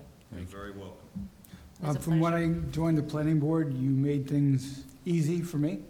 I've seen the projects you've worked on, you've explained them to make them simple to understand for us people not in construction. I thank you for that. I thank you for your dedication to the town, and you're going to be missed. And just thank you. Thank you. But we'll always You're have your welcome. friendship. Oh, yes. If I might just add, yeah, you know, ideas and stuff, but to execute them, we needed the town board, and we needed these guys. You really didn't see them all the time. You're seeing them tonight because of the change. But these gentlemen have been here, you know, especially Tom. You know, Tim is a more recent vintage. Sean is brand-new vintage, but there's a whole army of people behind me that makes me look good, you know, that produces that product, and we can, you know, it's a big necessary thing, and they're gonna remain. So, hopefully things won't change a whole lot. And I'm sure Mr. Patina would wish you the best also. Yes, I've already discussed with him, having a meeting to make sure that he's happy with the transition. Thank you. Good, thank you. Thank you. Thank you very much. Okay, those words, it's hard, you know, we'll save the cake, Bob, for in a few minutes. But right now, I'd like to move that we go into executive session because we do. I have one quick update for you. Okay, The previous meeting, the board had asked about permanent lighting for the flags next door at Emergency Services. I've met with the electrician. We have a couple options there. Excuse me. One is to run power out from Emergency Services building, which would require us cut pavement and go under the pavement. The other option is we have one of the light poles on this property that is close enough and could use that. Now, the only downside is that it would be running through our meter rather than theirs. Town currently owns both properties. It would only become a problem in the future if the properties were separated. It's a light on the flagpole. LED. No, So I will get you numbers then using the option of this property here. So when the street lights turn on here, the parking Right. lights turn on here, that light will go on. Exactly. Yeah. then our generator kicks in and stuff. Yeah. So I'll get numbers for that for next meeting. Okay, thank you. Thank you, Okay, Steve. thank Before you. we go to executive real quick, we had a speed trailer. Does anybody know the status of the speed trailer? We used to sit it out on town roads. No. No, generally, as you know, what happens, and I know we haven't a transition, but generally, the deputy sheriff's office, it was Sergeant Begor. Right. You would let him know, and then he would basically work with the highway superintendent to get it at certain locations. Now, I know that now that we have a new individual that is now running our town patrol, I should say, so he's probably the best person to reach out to, but I agree, we should probably talk about where that speed trailer might be needed, because It I might know need to that- be replaced. I don't know if it's operating. Well, that's the first question. We need to know whether it's operative. Right. I know in the past, sometimes work had to be done on it, it had to be charged. So I guess we have to find out the status of that, and then we have to go to the person who's now running the town patrol and work with the highway Right. superintendent to Yeah, get it we'll at work whatever with that. locations we're looking for. The reason why I bring it up is, yes, Sergeant Neil Stewart has taken over for Sergeant Begor, which is a good thing. Sergeant Neil Stewart, solid individual in the sheriff's office, and definitely has the town's interests at his front of his Do you think mind. we might be able to bring them to a meeting? Yeah, I plan to do that. I was actually gonna make some Okay. comments later on, you I'm know, sorry. about that. No, that's fine. The only reason why I bring this up on the speed trailer is if we do need to purchase another one, now's the Right. time to start thinking about Correct. budgeting for it. I Yeah. think they're like $15,000. It might be something worth Well, looking at. Well, actually, I was thinking we may want even another one. you One know, for each in side it- of town. One I for would each say. side of the town, So really. that's just to kind of get that Right. thought rolling. Right. And, okay, and the last thing is, we have another meeting of the emergency service agencies for Community Day on June 20th here at Town Hall. Just want to keep you in the loop on that. It is actively being discussed, and everybody's on the same page. The village will be attending that meeting as well. Okay. And That's all I have. mentioning the signs, I'm glad the speed issue. Sergeant Begor and I had a discussion, and he's also mentioned that with respect to Kent Road, and putting the stationary patrols there, which we will continue to do, has had tremendous success. You know, I had altogether 40 different vehicles that were stopped, Some were given a warning, 28 tickets issued, 3 arrests, were made as a result of those stops, and 3 different infractions that were deemed to be worthy of arrest. So it's been increasing the effectiveness and slowing down that speed and the other problems there.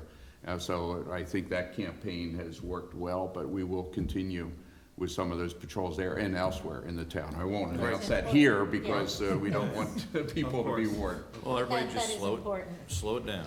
Now we go into executive session? That's right, yeah, executive session for the purpose of discussing Bob's departure, but actually renewal. Remember, we're up at the end of June with respect to the engineering contract, an employee issue, and then one other matter, that's relating to the community day. Okay? There's a motion and second. All in favor to go into executive session? Aye.